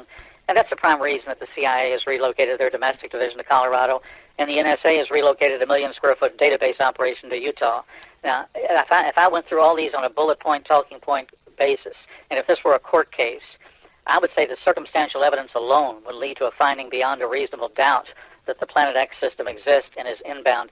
Hundreds of billions of dollars, in fact, trillions of dollars have been invested to protect the elite. I remember back in 2001, Donald Rumsfeld, the day before 9/11, said 2.2 or 3 trillion is missing from the Pentagon budget. Yeah. That's trillion. I don't know if you recall that, but 5 years later, it was 6.5 trillion. So that's all black ops. That's all DUMBs, deep underground military bases. That's what it's got to be. So probably every time the money turns out missing, because it's happened on several occasions, that's probably what they're doing with it then. They're using it for whatever it might be, black op projects, underground bases, that kind of thing. Precisely. Yeah. It's deductive logic. There's nothing else. You cannot money launder money in that range. You can't have it sitting in a bank in the Cayman Islands under